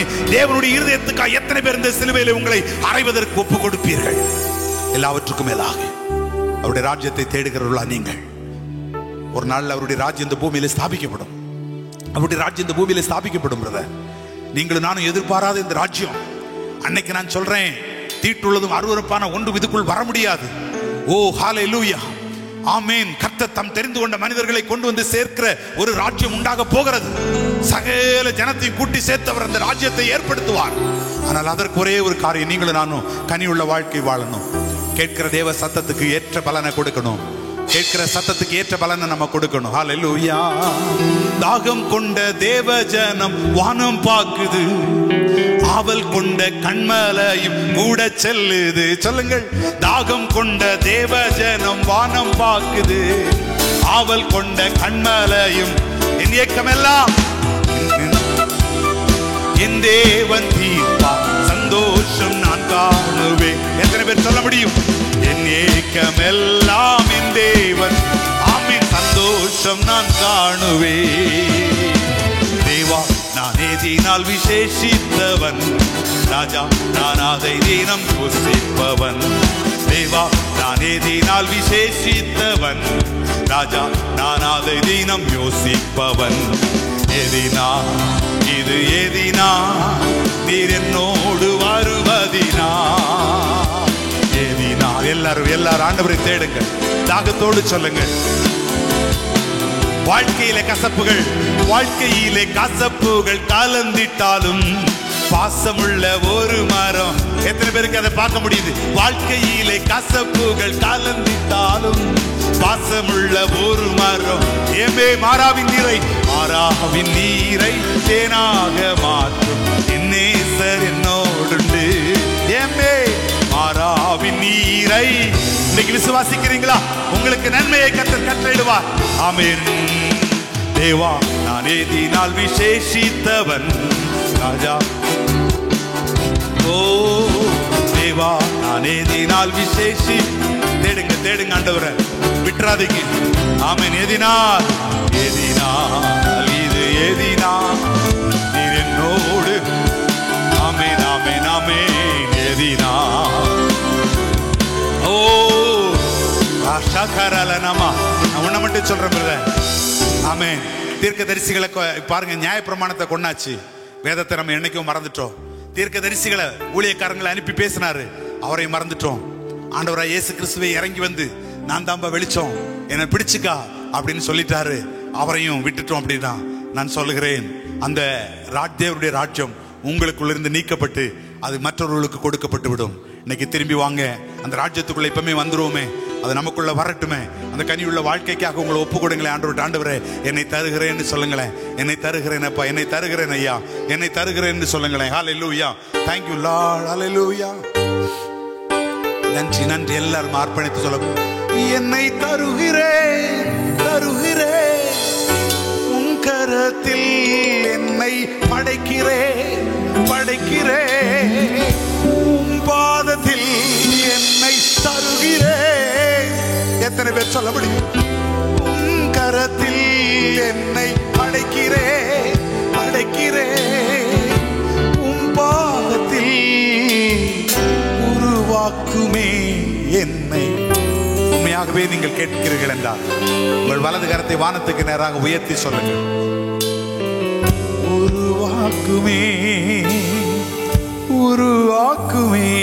என்னை. ஓ உருவாக்குமே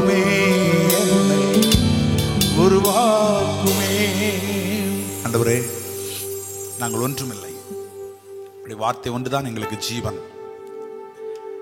நித்திய வார்த்தைகள் உம்மிடத்திலே உண்டே, நாங்கள் யாரிடத்திலே போவோம்? உண்மையாகவே நாங்கள் உம்மை தேடினது நிமித்தமாய் எங்களுக்கு தென்பட்டீர். இந்த மகா பெரிய ரட்சிப்பை எங்களுக்கு தந்தீர். உடைய கரத்தையே நம்பியிருந்தோம், ஒரு குறைவில்லாமல் எல்லா நன்மைகளும் எங்களுக்கு கொடுத்தீர். உடைய முகத்தையே நாங்கள் தொடர்ந்து பார்த்து கொண்டிருந்ததினால் உம்மை அறிகிற அறிவை எங்களுக்கு தந்தீர். உம்முடைய இருதயத்தை நாங்கள் பார்த்து கொண்டிருப்பதனால் உம்முடைய சித்தத்தை செய்வதற்கு எங்களுக்கு உதவி செய்தீர். உம்முடைய ராஜ்யத்தை தேடுகிறது நிமித்தமாய் ஒரு கனியுள்ள வாழ்க்கைக்கு எங்களை நீர் தகுதிப்படுத்தினீர். உடைய வார்த்தை இன்னும் உடைய பிள்ளைகளோடு பேசட்டும். இந்த தேடல் தொடர்ந்து நீடிக்க உதவி செய்யும். தம்மை தேடுகிறவர்களுக்கு நீ நல்லவர் என்பதையும், தம்மை தேடுகிறவர்களுக்கு பலனளிக்கிறவர் என்பதையும் ஒவ்வொருவரும் நம்பி செல்லட்டும். இந்த வார்த்தைகளை கேட்ட சிறியோர், பெரியோர், வாலிப சகோதர சகோதரிகள், பிள்ளைகள், குடும்பங்கள் எல்லாரையும் நான் ஆசீர்வதிக்கிறேன் அப்பா. அவர்கள் ஒவ்வொருவர் மேலும் அந்த ஆசீர்வாதம் இறங்குவதாக. இன்னைக்கு வந்து அவங்க வெறுமையா பெறவே கூடாது. கர்த்தரை தேடுகிற நல்ல இருதயம் அவர்களுக்குள் பூரணப்பட்டிருப்பதாக. ரோமர் 12:2 சொல்லப்படி அந்த பெர்ஃபெக்ட் வில், அந்த பூரணமான அந்த அந்த அந்த தேவனுடைய சித்தத்திற்காக அவர்கள் அறிந்து நடக்கிற கிருபைகளை தாரும். சபையா எங்களை தாழ்த்துகிறோம். மீண்டும் கூடி வருகிற வரை உடைய மாறாத பிரசனம் நடத்தட்டும். சகல துதி கன மகிமை நீர் ஏற்றுக்கொள்ளும். இயேசு கிறிஸ்துவின் உன்னத நாமத்தில் பிதாவே. என் ஆத்துமாவே கர்த்தரை ஸ்தோத்தரி, என் முழு உள்ளமே அவருடைய பரிசுத்த நாமத்தை ஸ்தோத்தரி. என் ஆத்துமாவே கர்த்தரை ஸ்தோத்தரி, அவர் செய்த சகல உபகாரங்களை மறவாதே. ஆண்டவராயிருக்கிற இயேசு கிறிஸ்துவினுடைய கிருபை, பிதாவாகிய தேவனுடைய அன்பு, பரிசுத்த ஆவியினுடைய அன்பின் ஐக்கியம், வழி நடத்துதல், பாதுகாப்பு, சமாதானம் நம் அனைவரோடும், குடும்பங்களோடும், பிள்ளைகளோடும் கூட இருந்து வழிநடத்தி அவருடைய முகத்தையே பார்த்து வாழ்கிற கிருபைகளை தருவாதார். எல்லாரும் சேர்ந்து சொல்லுங்களாமே, சேர்ந்து சொல்லுங்களாமே. ஹல்லேலூயா. கர்த்தர் உங்களை அளவில்லாமல் ஆசீர்வதிப்பார். ஒருவர் வாழ்த்தி சமாதானத்தோடு கடந்து செல்லுங்கள். May God bless you all.